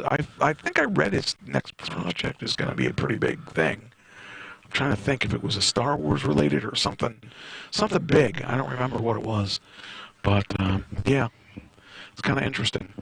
So here's Quentin Tarantino helmed film will likely end up being the second biggest movie of the filmmaker's career, behind only Django Unchained, with analysts predicting that Once Upon a Time will ultimately earn between $375 million and $400 million. So that's almost $500 million. Wow. That's respectable in the film industry when you got films, you know, like Angry Birds, for instance, which should be in that range, but start out really slow. And so I just think it's interesting. Let me see if it says what his next movie would be.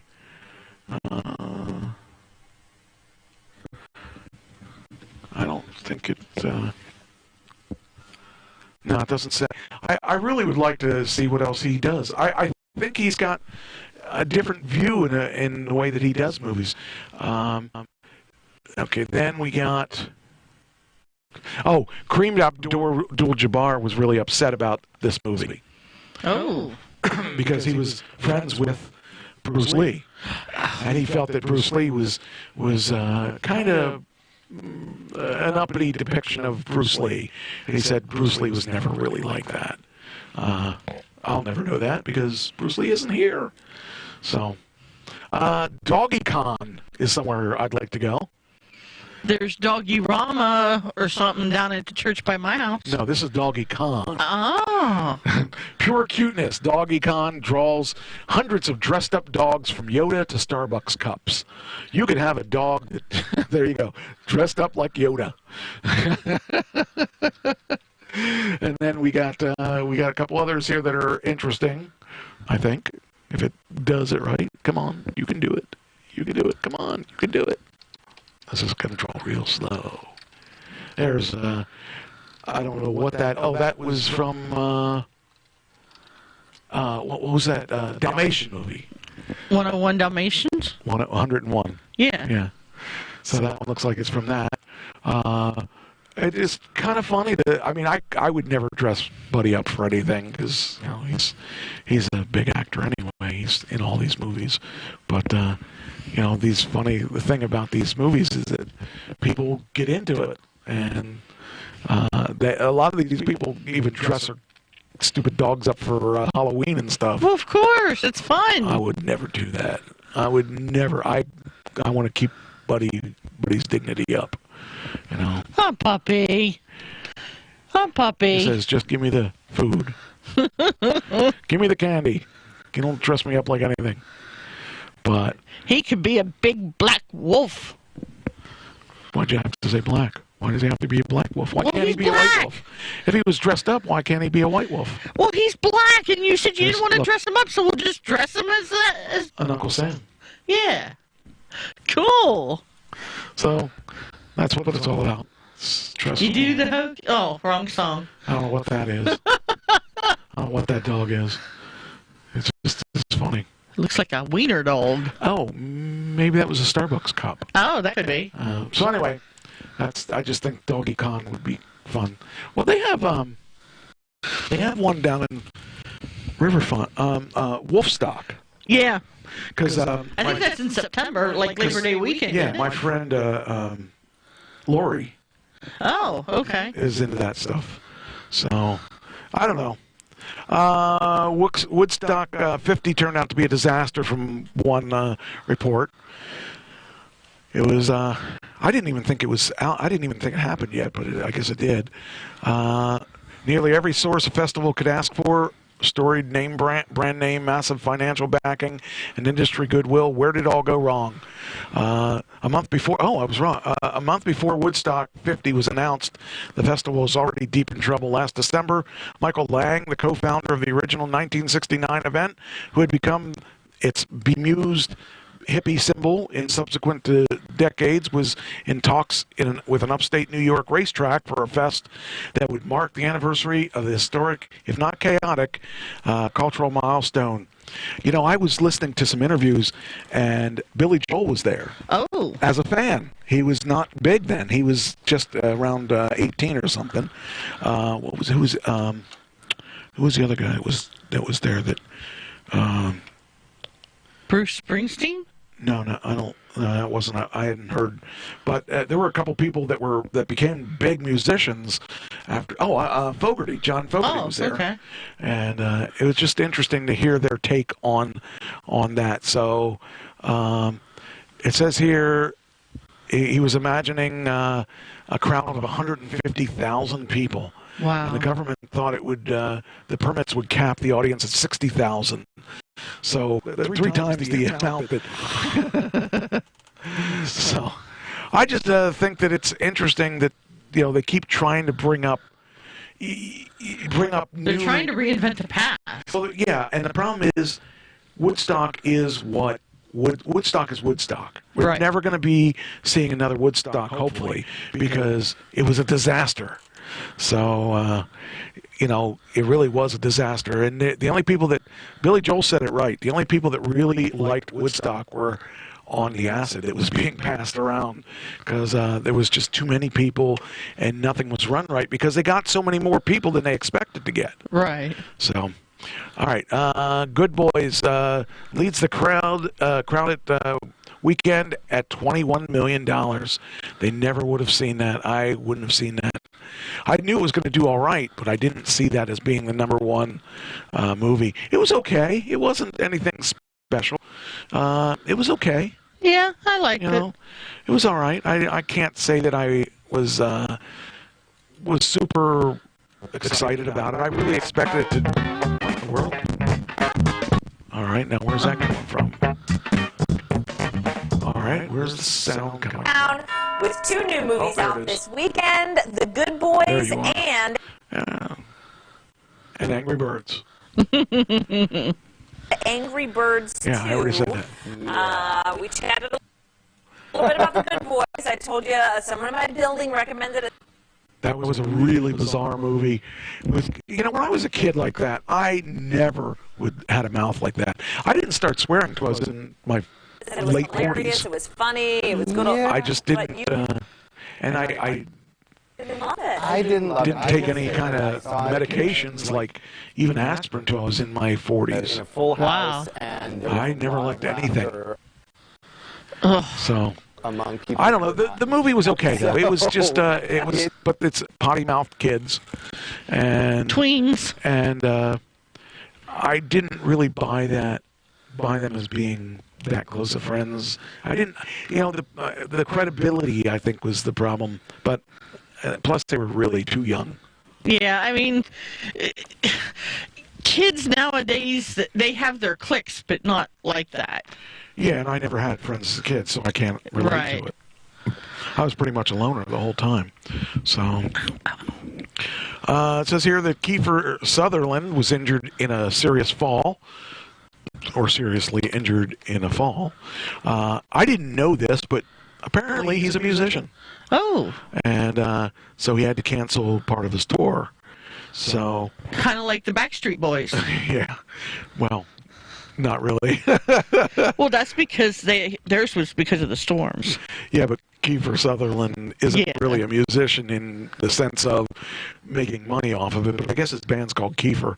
After facing an injury earlier this week, actor and singer-songwriter Kiefer Sutherland, by the way, I like him.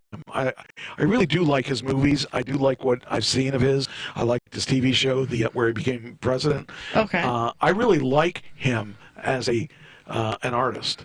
So I would probably like his music too. Sadly, I slept on the steps of the bus whilst traveling to Denmark and seriously injured a rib, making it difficult to breathe. I can understand that. The 52-year-old wrote, "Regretfully, I will not be able to perform the last 3 shows of the tour." So sadly, if you were hoping to see him, you're not going to see him this time. Nope. So just kind of cool that he is like a musician like that. I kind of like that he, is out there doing things, and other than, because he could rest on his laurels. He's made so much money as an actor. He doesn't have to do that. Him, the other guy is Dog Star, John Wick. Okay. What's his name? Keanu Reeves. Keanu Reeves. He doesn't need to do music. He does it because he likes doing music. So I respect that. The guy doesn't do it to make money. He does it because he likes music. That's, I kind of like that because, some people won't do something unless they're paid. Right. And the money they make on their films is certainly a lot more than they make on their shows, on these. But anyway, Charles Manson makes his Mindhunter debut. I went to do an audition for Mindhunter. Okay. That was the one down in D.C. I think it was the first one. Okay. Not the second one. So that's what it was supposed to be anyway. But the second season of Mindhunter just started. So I'm going to get to see what I would have been in if I had gotten that. But yeah, I kind of think it's interesting that that Mindhunter, the movie that I was trying to get involved in, but it says here makes his debut, and almost everyone is stoked. Didn't he die last year or something? I thought so. Yeah, I think he did too. So it's not the real. That's not it. Yeah, it was nice. It was a nice phase, a nice fade in. But anyway, if you're going to go, that's fine. You want to pop my Oh, yeah. Pop your head? Oh, pop your right head. All right. So I'm going solo now. So we'll change the angle. We'll change the angle to just me. Oh, yeah, now it's flashing now that you're leaving. Figures. All right, there we go. We'll flash it over here. You didn't do that. Why didn't you do it? You should have. Oh, you'll have Buddy here to keep you company. Well, why didn't it work? That's weird. Oh, I hit the wrong one. There we go. The skinny me. That's it. Anyway, yeah. It's supposed to have Charles Manson in it. Holden Ford is Charles Manson. Is a Charles Manson fan, I'm sorry. Holden's been obsessing over the infamous cult leader since the very first episode of Mindhunter, when he pissed off a classroom full of Iowa cops, Iowa beat cops by suggesting that Manson was a victim of his circumstances. So it's interesting that that people still would actually be pro-Manson on anything, but fortunately, he's no longer, I think he died, is no longer an issue. And now I'm wondering if he did die. We'll have to look at Wikipedia, because it seems to me he's dead. I'm not so sure, though. Let me see here. Let's get... Okay, there's Charles Manson. Okay. Gonna look real quickly on Wikipedia and see if indeed he died. I'm pretty sure, though. I'm pretty sure he did die. Is Charles Manson dead? Let's find out. Charles Manson, born November 19th, 2017, and checking here. What did he die of? Heart attack. Okay, he is dead. Just wanted to make sure that he was dead, because if he isn't, somebody ought to kill him. So, anyway, this is really awesome. I wish Trish hadn't left yet. She'd really be interested on this. I found this really, really good. I'll do this one first. Maybe she'll be in her car with the phone playing. Dwayne the Rock Johnson, cheat meals are very important to him, as they are with me. He actually just got married to his girlfriend, his long-term girlfriend too. From the religious experience that are his late-night cheat meals to the vicious insults between him and his co-star of the Fast and Furious movie, Hobbs and Shaw. In case you missed it, we have all the details of the interview right here. So the cheat meals, I'm interested what kind of thing he calls a cheat meal, because I'm sure the things I consider a cheat meal are quite different from what he considers a cheat meal. But let's see if it says. It says here, his workout routine, okay, but his cheat meal, he says he waits until everybody else in the house is asleep before he indulges. He has a house full of daughters, but that's not what he's ashamed of. Johnson posts photos of his nighttime meals to Instagram for the world to see, because he requires complete peace during his feasts. For Johnson, his meals are like church, he revealed in an appearance to the Tonight Show. You do everything to the extreme. You go hard, Jimmy Fallon said of Johnson's cheat meals on Instagram. Did they say? Come on. Oh, here we go. Oh, wow, his cheat meals are pretty big. Looks like he has all kinds of cheat meals that are like Chinese oriented meals. Okay, here we go. 11 p.m. Homemade Cheatin' chocolate chip cookies with one-day ticket to Holy Moses Heaven by smearing peanut butter on every cookie before you destroy them. I can't imagine me eating a lot of cookies, though. I really find that hard to believe. But those things, Chinese-oriented movies, yeah, food. Johnson, let me see. Nope, didn't say it. Johnson agreed with Fallon's assessment. Yes, it's very important. The cheat meals, for me, it's the cheat meals. It's like church. You have to work out hard, and once a week you get to treat yourself, and I partake in that. So sometimes it's pancakes, sub sandwiches, chocolate chip cookies, sushi, peanut butter, or it says evidence by his pictures what it was showing you. So. Yeah, Dwayne Johnson I can't even imagine him eating chocolate chip cookies. And, I guess as hard as he works out, it probably isn't even noticed in his regiment. James Bond's Aston Martin, the DB5, just sold for insane money. That, to me, for the amount that car sold for, I would have never seen that coming. James Bond's car set a new record for the most expensive DB5 ever to sell at an auction. I would not have ever thought that this would even possibly happen. But we're talking about, let's see here. It's not every day you get the most famous car in the world, but somebody is new proud owner of the original Aston Martin DB5 to promote the 1965 James Bond film Thunderball. The movie car recently went under the hammer at R.M. Sotheby's Monterey Car Week as part of a special evening with Aston Martin, where it sold for $6,385, exceeding the original estimates of $4 million to $6 million. So I can't imagine that kind of money for a car. That is a lot of money for a car.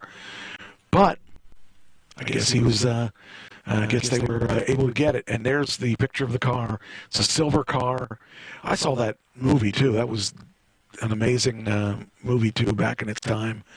So anyway, that's a $6.5 million car. So if you want it, you could have gotten it at the auction. So I just can't imagine. I mean, people say they can't imagine buying a car for what I paid for it too. So my Tesla was not cheap. Then we got, this is amazing. Dwayne Allman sells old guitar Layla for $1.25 million. That blew me away. I could never imagine paying that kind of money for a guitar. I mean, I have a lot of guitars, and, some decent guitars, but I'd never pay that kind of money for a guitar. I don't care who it was. I mean, if God played it, okay, if God played it, maybe I'd want to spend a little money on it. But like, even if you got a Jimi Hendrix guitar, what would that be worth? But whew, that's just an amazing amount of money. $1.25 million. So, let's see. What else we got here? Oh, wait a minute. Let's see what this is. When a bear is chasing you, you take off faster than a two-banged fan. Have a bear chasing you. That's the important thing. Hurry up and save sales event. Now save 20% on an escape. Anyway. Next. Jimmy Kimmel got fined. I just think it... actually, Jimmy Kimmel and The Walking Dead both got fined. What did they get fined for? The use of emergency tones by the FCC. I think that's really strange that they fine people for that. I mean, I guess what they're using it for, but it seems like a really bizarre thing to find a people or a company for. But I mean, the FCC is like, they can do what they want. They're like the IRS. They find people for language all the time. So I can't be too surprised over that, I guess.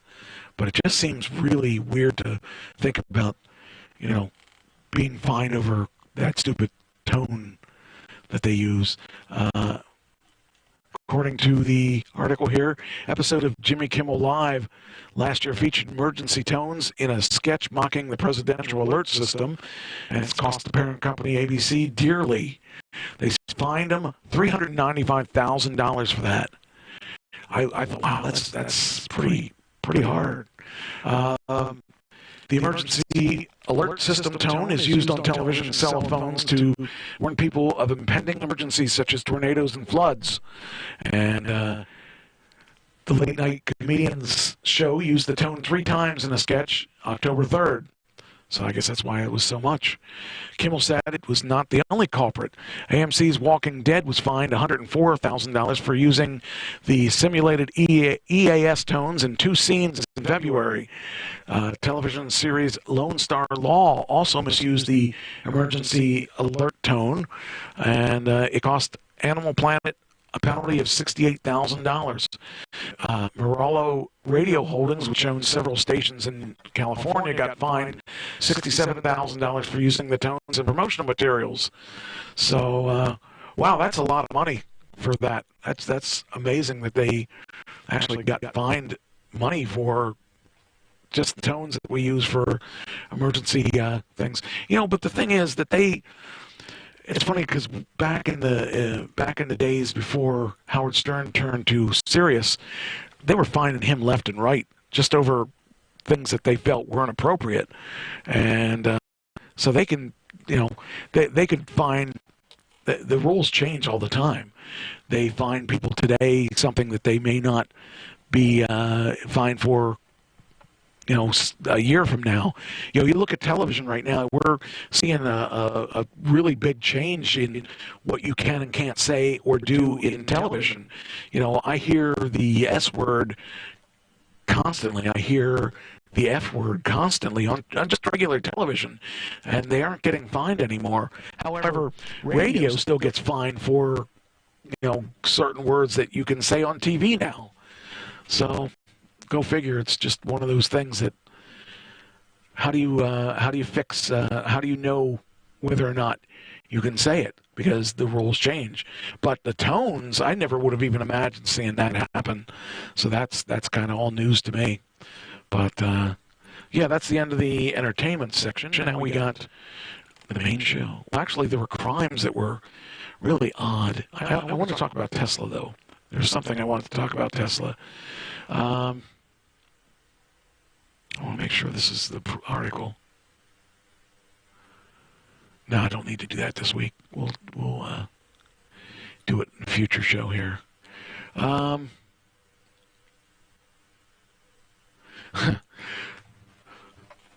This is a really strange story. Nearly 4 tons of pot buried in jalapenos were seized in San Diego. The seizure came days after an even larger shipment of marijuana was found at the border, in the same border in San Antonio or San Diego. So that is so bizarre to think about. Let's see here. There we go. Well, maybe. Waiting for the... Officials in California say they seized $2.3 million worth of marijuana mixed in with a shipment of jalapeno peppers. The huge bus at the border checkpoint in San Diego, nearly 4 tons. What a weird thing to ship it with. Was recovered and comes just a few days after an even bigger bus. Officials seized more than 10,000 pounds of marijuana. They say pot's black market is booming despite the fact that marijuana is legal in many states now. Yeah. That's the thing I think confuses me the most, is that it's legal in so many states and yet they still have to ship the stuff down in weird situations like that where they are hiding it inside peppers, pepper shipments anyway. But yeah, that was kind of weird. And Ohio man was recently in trouble. Well, let me see. I hit the wrong button. Hold on. Hopefully I didn't. Oh, I do have it. Okay.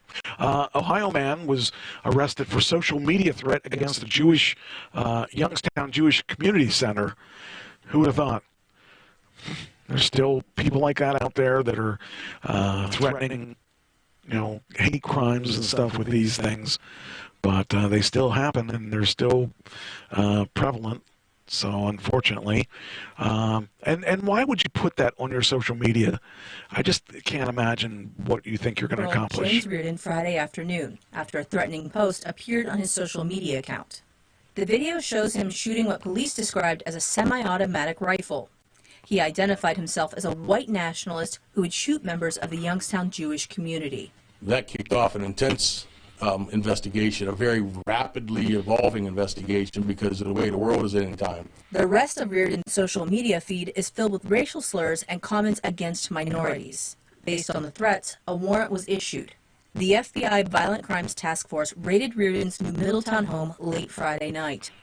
Police seized dozens of rounds of ammo, semi-automatic weapons, and bulletproof It scares me that there's people like this out there yet that have hate for groups of people like this. Has declared himself as a white nationalist, and with the hate crimes and everything else going on, we wanted to make sure that we did our part to make sure that this person was taken off the streets very quickly.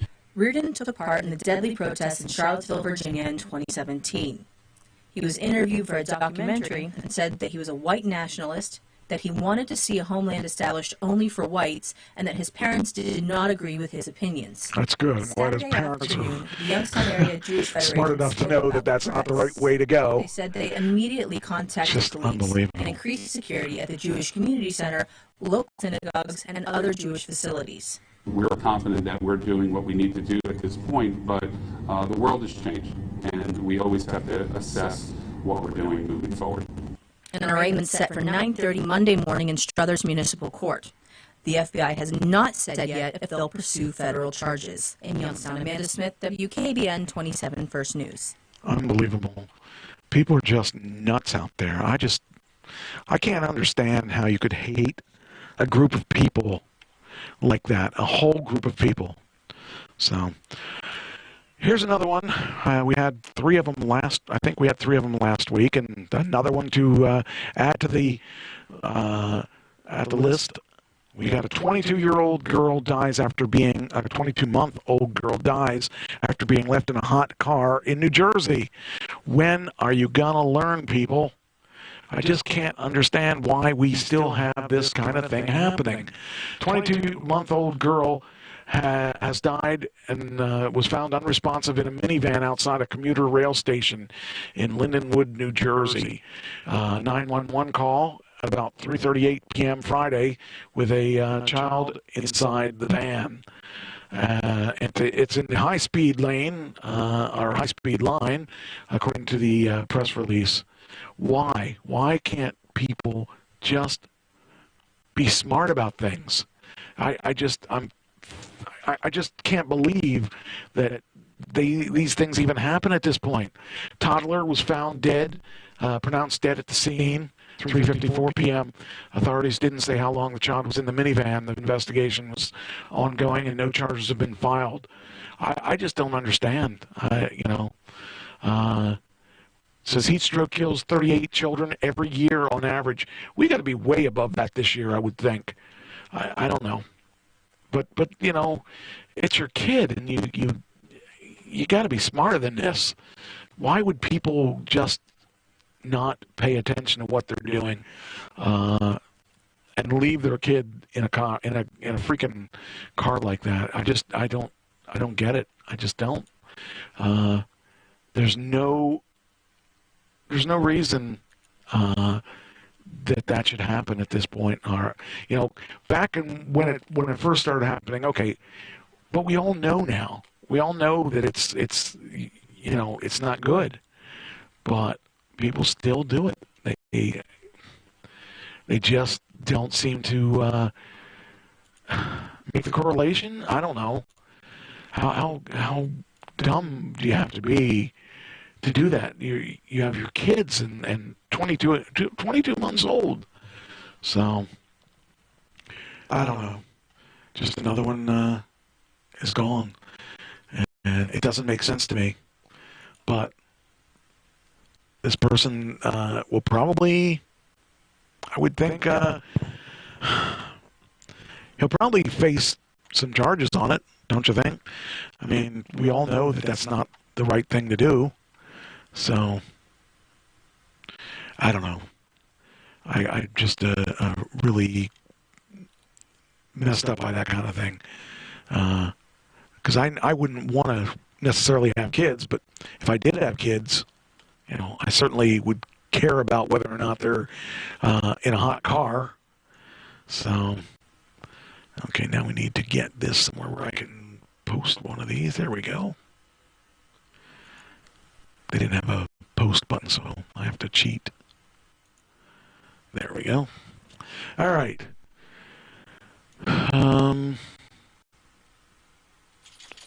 3 different men in their early 20s have been arrested for making separate mass shooting threats in Florida, Ohio, and Connecticut.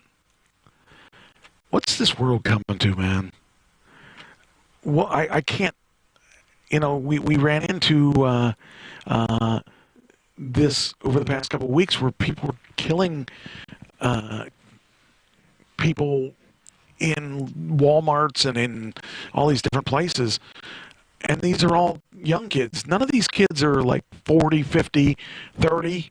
These are all in their early 20s. So, actually, one of them was that Ohio guy we just talked about. Authorities in 3 different states arrested 3 men in their 20s who allegedly made separate mass shooting threats. In Florida, a 25-year-old man arrested Friday for threatening to open fire in a large crowd. Authorities said that. And then in Ohio is the guy that we just were talking about. He threatened to carry out shooting a Jewish community center. And then, of course, we've got, let me see here, the third one. Let's see, is in Connecticut. And this guy said he's a 22-year-old who owns several weapons and tactical gear. He was arrested Thursday for making a threat on social media. The different threats came as the country was still reeling from the fatal mass shooting in El Paso, Dayton, and Gilroy. So, what, bud? I know. It says here, man arrested after girlfriend alerts authorities of threats. Florida man was accused of these. I want to see what this is. Is this a video?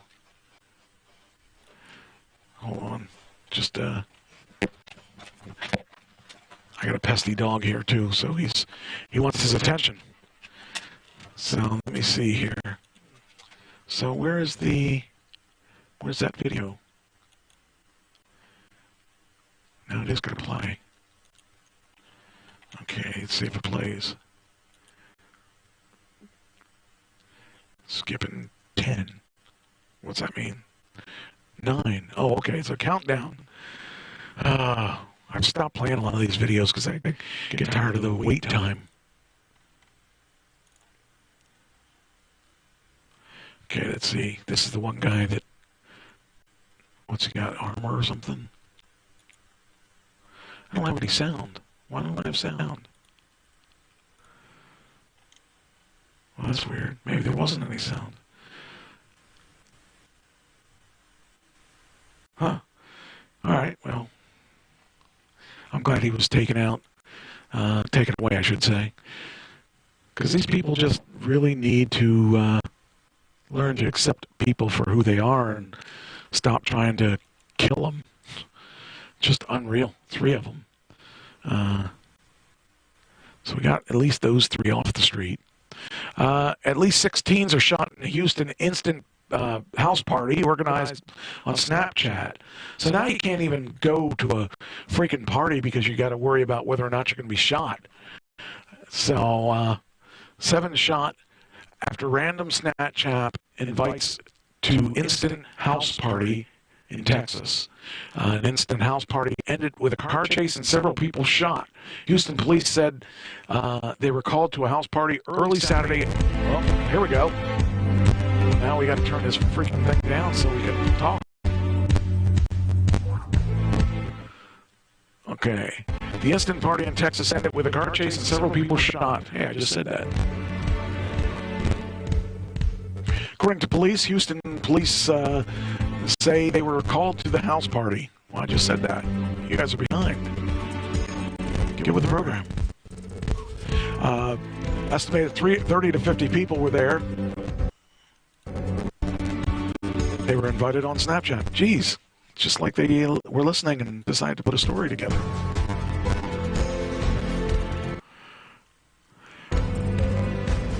Receiving the invite, let's see here, it says here,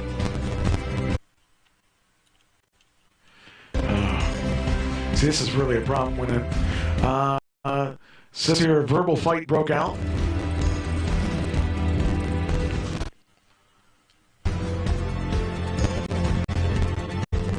Three people were shot at the party, local KTRK reported. A bunch of people were upped into a car to escape the shooting, but were followed by the suspect. Oh, that'd be horrible. A large SUV or van, according to the news outlet. They shot at the group's car, hitting 3 people. Between the party and the chase, 7 were shot. All are expected to recover. So, I don't think I'd go partying at a Snapchat party. It's hard to think. I mean, you can't go anywhere without thinking, you're going to get shot. Like if you're going to Walmart and you're going to get shot, that's pretty rough. So, I don't know. A 12-year-old driver kills a man and a dog. Now, why was there a 12-year-old driver to begin with? That's my first question. And why did the father allow her to drive? It says a 12-year-old girl hit a man and his dog with an SUV in Houston. That's big. That's irresponsible in a lot of ways. A 12-year-old, there's no way I would let my 12-year-old drive a car. But now the father's in for all kinds of trouble because he, allowed the girl to freaking, drive the car. I got to drive my first car. I was 15, but I only drove in my parents' driveway, so that doesn't really count. So I just think it's crazy to think that they okayed that, Yeah, sure, you can drive the car. Well, I'll be right here next to you. I don't know. Just kind of irresponsible as can be, because you have to. The thing is, I'm so paranoid about hurting someone. I wouldn't want any. I mean, I let Trish drive my car occasionally, but that's tough. The father's been arrested and charged with criminal negligent homicide and endangering a child. Thomas Miet Toll's daughter was driving the Ford Explorer on Thursday evening around the Beverly Palms apartment complex in Houston. And at the time, a 2-year-old was in the back seat of the vehicle. The driver began to pull forward from a parking space, and a man was walking his dogs through the parking lot. When a child pressed the accelerator pedal, the Ford moved forward at a high rate of speed and struck the man and one of his dogs and then hit a tree. The victim was Enrique Vasquez, 47. He'd been walking his 3 dogs, and 1 dog was pronounced dead at the scene. So, I guess the 2 dogs survived, but it sucks. What a way to, and to think that the kid's going to have to live with that for the rest of her life. She's always going to have to remember that she drove over the man and his dog. So that's sad. I guess I don't know how I would do that. I guess you would give him a life sentence for that? I don't know. It's kind of weird. Then there's a man in New York who was charged for trying to scare people because he put out rice cookers. And we all know how rice cookers can be very scary because of the idiots that put them out to, let's say, the Boston Marathon? It says here, a young homeless man has been charged with placing false bombs after 3 rice cookers caused major commuter disruption in New York. Larry Griffin Jr., Larry Griffin II, was arrested by the police department and charged with 3 counts of placing false bombs. Better to place false bombs than a real bomb, but I understand both of those. I don't understand what purpose that placed. I guess it would be funny to some people. I don't know. It's not very funny to anyone that gets scared by something like that. Imagine waking up in the middle of the night and deciding that, I don't know, it'd be PTSD if you were one of the people that saw the bombs. But this guy deserves to go to jail for this little prank, for sure. I can't imagine doing it. I mean, he's homeless. How can he afford the stupid things anyway?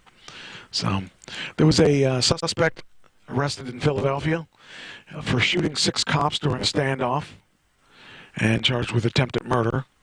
This was just about a week ago, I want to say, that this happened. The man accused of shooting 6 police officers in a 7-hour standoff on Wednesday has been charged, I guess it wasn't quite a week, with attempted murder. Maurice Hill, 36, faces multiple counts of attempted murder, assault on law enforcement officer, aggravated assault, and reckless endangering. So, I don't know if they ever really found out why he did it, but I would say, let's see if it says. It doesn't really say. He fired more than 100 rounds during the course of the hours-long standoff, and he surrendered Thursday. And it says after police deployed tear gas. He had a big criminal record. That's a surprise. Multiple arrests in Philadelphia and served more than 3 stints in state prison, with 1 more coming on account of the probation violation. He's also sentenced to 55 months in federal prison over a pair of convictions for being a felon in possession of firearms. He allegedly used a semi-automatic rifle and handgun during the shooting. Oh, what's this world going to? That's why I really believe that certain crimes we ought to just have a death sentence, because they get out of jail and they go back in jail, and they get, there ought to be something to stop people from doing this. So I know there's a lot of controversy about that, and I'm probably the only guy that thinks that should happen. I just think that there's too many criminals that are out there and not rehabilitated when they go out. So I don't know. Let's see what else we got. We have a lot of news. This was really a strange story. So the guy has a store, sells beer, and a guy steals a $2 beer. And you think, $2 beer? Yeah. So is that Tennessee store clerk allowed to do anything about it? Should he track him down? What should he do? Well, a black teen ran out with a $2 beer, and the Tennessee store clerk followed and shot him dead. Sadly, that store clerk is probably going to face some charges, I would imagine. And I think over $2 beer, it's sad that that's really going to happen, that this guy shot him and killed him over a $2 beer. I don't think that crime is good for anybody, but the fact is that he killed him over a $2 beer. You know, I would have shot him in the leg or something if you were going to shoot him, and he probably still would have got in trouble for that, but now he's going to go to jail probably for, you know, who knows. Jury found, actually, here you go. Jury found the grocery clerk guilty of killing a 17-year-old boy who left the store with a beer he didn't pay for. Anwar Ghazali was convicted of second-degree murder after a 4-day trial, and the defendant took it upon himself to be the judge and jury and executioner over $2 beer. I think that that was a little overkill on that. The shooting happened in March 2018, and Dorian Harris walked out of the Top Stop shop with a beer without paying. Security video of the footage played in court, and while behind the counter dealing with another customer, pulled out a handgun and pointed it at Harris. He then ran outside to follow the teen and fired several times. After he returned to the store, he told a witness, "I think I shot him." He didn't call the police, and neither did any other customer in the store. Harris was shot at least 3 times and was left to bleed out. The body was found 2 days later in a yard near the store, and gunshots in the back of his thigh. And his defense was, in the email, maintains he acted recklessly that night, but his intention was never to harm Harris. I don't know if that was, I mean, it don't matter what his intention was. If he shot the guy and the guy died, you know, over a beer, that's the weirdest thing. So, lastly, the officers who led the black man by a rope won't face any criminal investigation. That's a weird story in itself, but we talked about it last week, where the cops were on horseback and they marched the guy with a rope down the streets. It says this is 2019, not 2018. Mounted police leading a black man by a rope sparks outrage. In less than 2 weeks, Texas Rangers have found nothing that warrants a criminal investigation. I don't see a problem with it. I mean, I realize the guy was black, but if he was white, would there be as much outrage, is my question, because it could have just as easily been somebody who was white. Says here, less than 2 weeks after Texas Police Department apologized in the wake of a viral video showing 2 white police officers on horseback leading a handcuffed black man by what appeared to be rope. Texas Rangers announced that there will not be a criminal investigation in the incident. I don't have a problem with it. I mean, maybe it's because I'm white, but I think that if you're a criminal and you're arrested, you got to get there. You got to get to the place somehow. And if they're on horseback, I don't know. I think that that we shouldn't be worried about it because he is a criminal. So I don't know. Maybe I'm just a crazy guy about that. So anyway, Katie Gun Store faces backlash after the back to school sale sign. This one kind of is bad taste, but it's not illegal, but it's bad taste, and I'm sure that it was meant to be funny, just wasn't funny. And it's kind of like anything else. If you didn't like it, don't go there and spend your money there. That's the way I kind of look at it. There's always people that, there it is, back to school sale. Yeah, it's kind of bad taste. I just, but there's nothing illegal about it. Says a gun store in Katy is facing backlash after what posted on their marquee sign. Michelle Simons, ABC 13 viewers sent a photo of the Boyert Shooting Center sign reading "Back to School Sale, August 13th through 18th, up to 50% off firearms."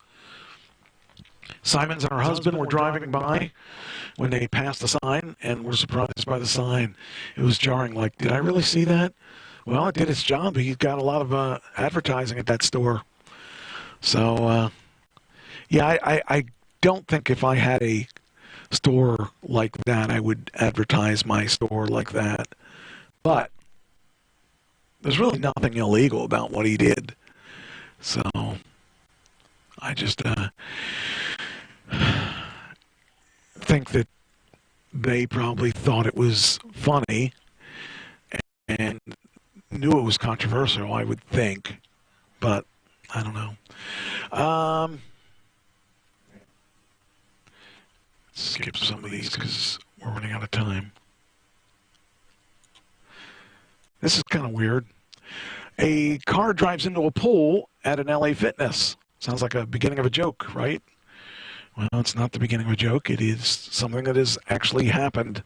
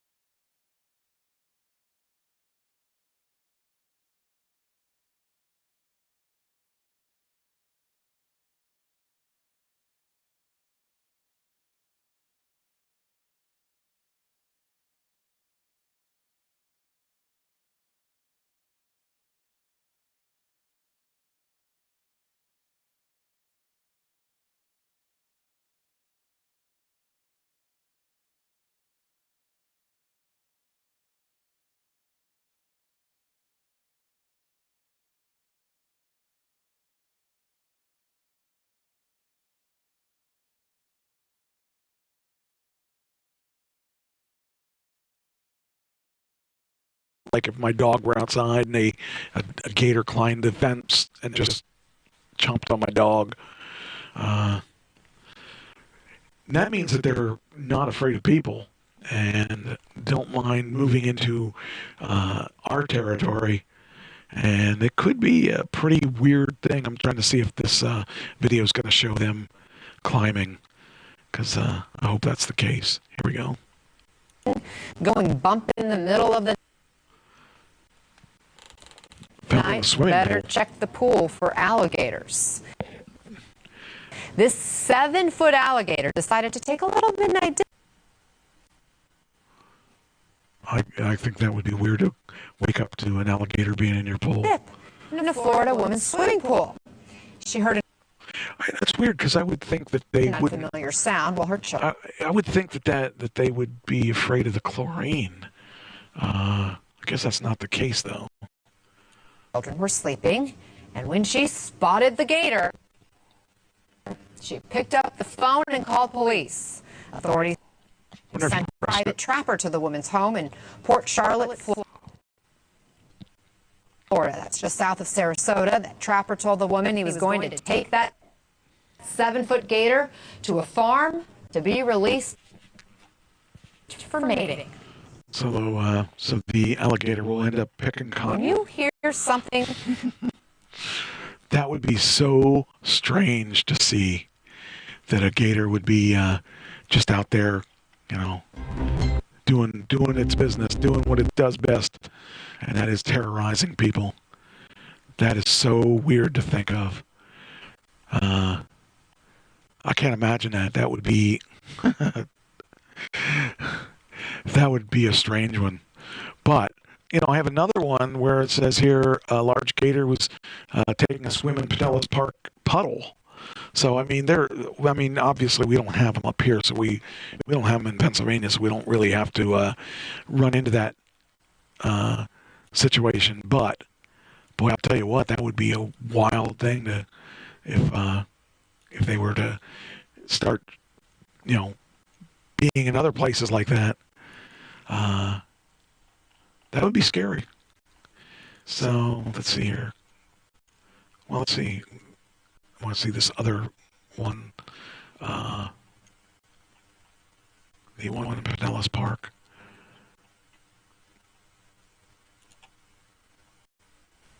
Yeah, here it is. Large gator spotted taking a swim in Pinellas Park. And Pinellas Park puddle. And I hope to see a picture here. You never know what you might find in a Florida puddle. Must be a big puddle, though. Here we go. Oh, wow, look at that. Guy's driving by it, and it's just hanging out in the puddle. That's amazing. Jeez. It says, picture of a gator while it was stopped at the Gandy Boulevard and Grand Avenue in Pinellas Park. Wonder why people were out there videotaping in the pouring rain. So, I mean, the thing is, they're not afraid of people. And they're going to just take over the area if they have the chance. That's amazing. I'm looking at that. If I saw a gator like that, I'd be freaking out. That's weird. See if there's any audio. Maybe it's just video. That we don't see every day. There it is. Yeah. I don't know. Those gators, that definitely would freak me out. Large gator. Let's see. I'm getting more and more of these things that don't have links for me to tweet this out and stuff. Gotta actually do it myself. There we go. If you're a big fan, put it in.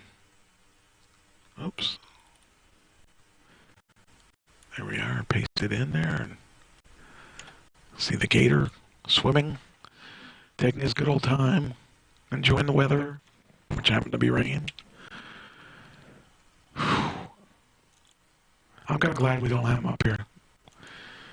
I'd hate to be, well, I'm out, where I'm at, they wouldn't be anyway, because I'm up high out of the elevation. So I, for the most part, wouldn't have been in that situation. Where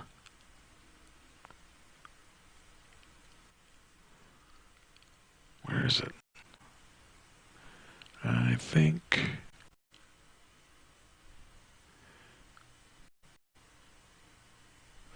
Yeah, here it is. This is so weird. Texas woman pleads guilty to making up illnesses of son who had 323 medical visits. Why would you do that to a kid? I can't even imagine what this kid was going through. Thinking I don't know. I mean, he was fairly young, but why would you put your kid through those kind of medical? I would imagine there was money involved somewhere, but still, to put your kid through that kind of stuff is just unheard of. Let me see here.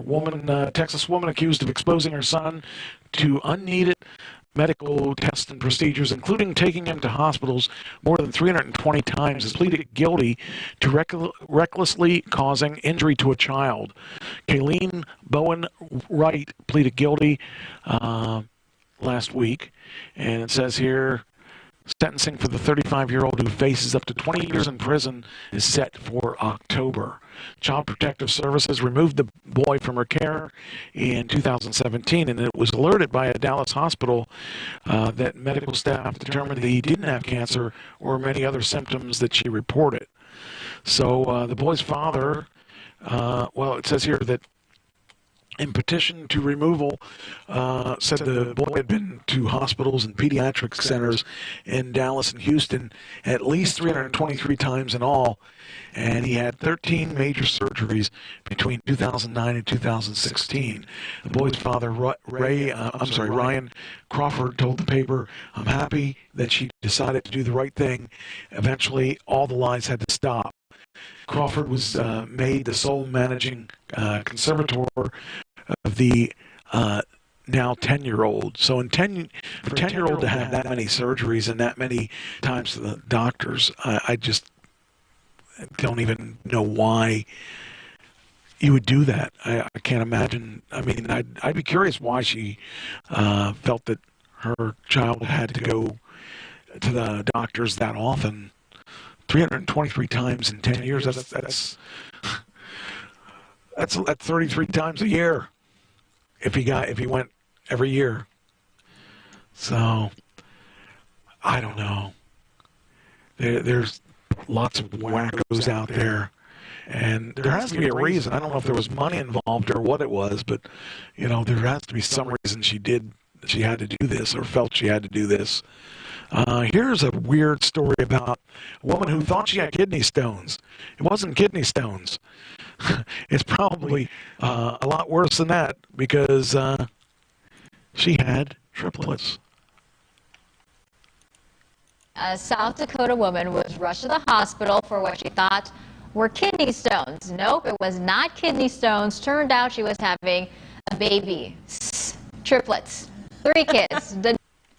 Now, Annette Giltz was rushed to the hospital after feeling pains in her stomach. She thought it was kidney stones, but she was actually going into labor, and her doctors told her to expect twins. Except she'd have 3 of them. Over there, kind of like thinking of the names, and then she was like, "Well, we need another blanket." And his reaction's like, "Excuse me, put it back." No. Put it back. I have twins. I'm not doing triplets. Yeah. No, there's 3 babies in here. There's triplets. Talk about an instant family. Definitely 3 babies, 3 adorable babies. They named their triplets Blaze, Gypsy, and Nikki. The healthy triplets should be home any day now. The family says they could not have gotten through this without their family and friends, but also the strangers that came together and donated baby supplies to them. Oh my goodness, Mary. Can you imagine, though?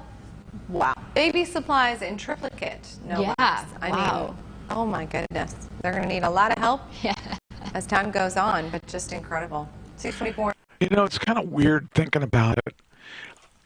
Being a guy, I guess that's why I don't really understand, but tell me how you go through 9 months without knowing that you're pregnant. And with triplets, nonetheless. I mean, there was never taking any vitamins, never any doctor things. How wouldn't you know? I would imagine you had to have known, because that's just too bizarre.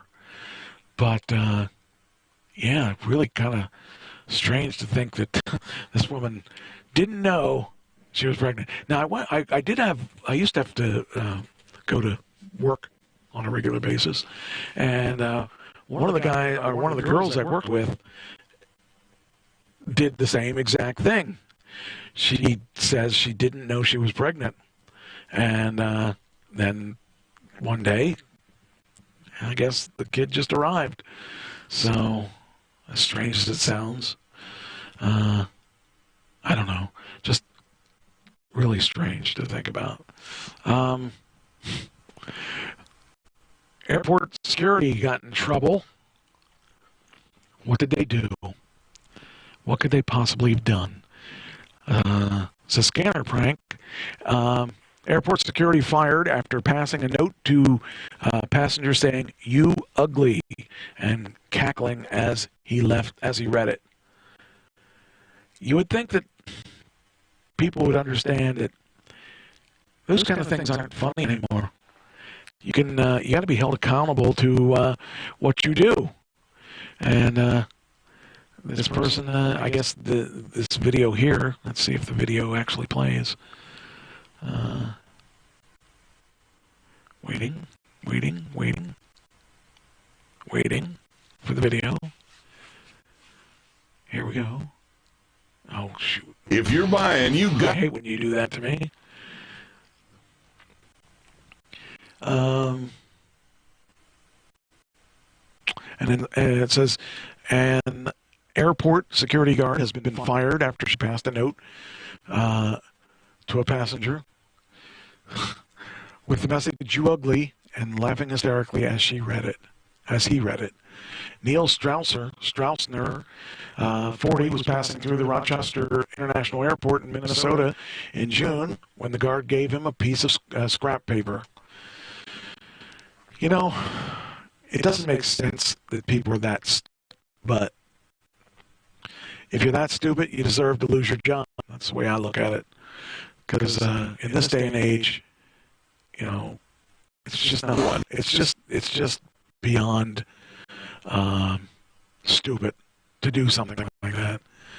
And apparently this person was beyond stupid. So let's see if this is... Here we go. There may not be any sound. We'll have to see. Okay, so this guy isn't even... I mean, there's no reason to call that person ugly. It looks like a regular person. So, I don't know what her problem was that she did that. I can't understand why you would do that.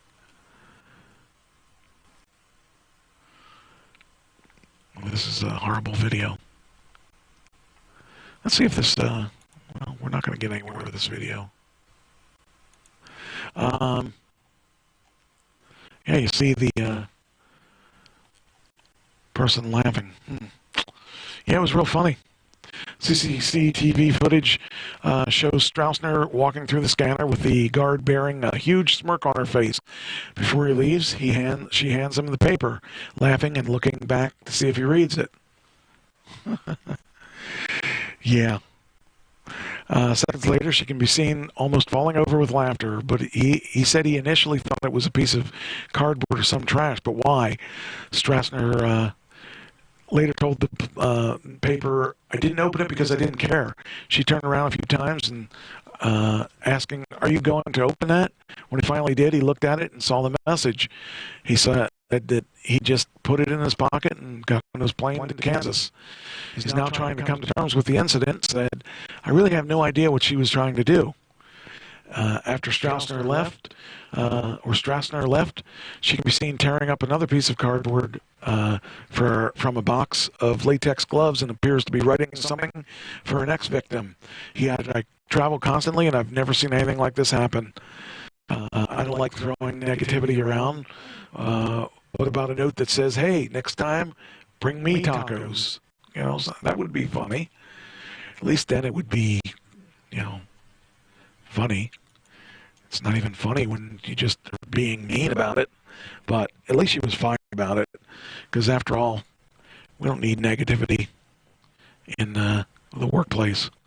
So, I don't know. It's kind of bizarre. I can't think that, I mean, maybe she was teased as a kid. I don't know why she would do something like that. But she is. She's doing it. So, all right.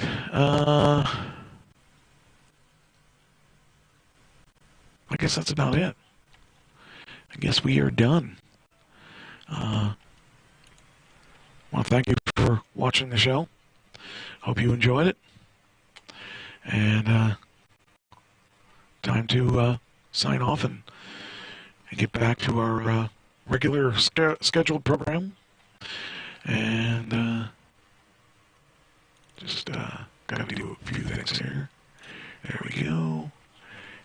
And as always, remember this, because it's the most important part. We're still the one.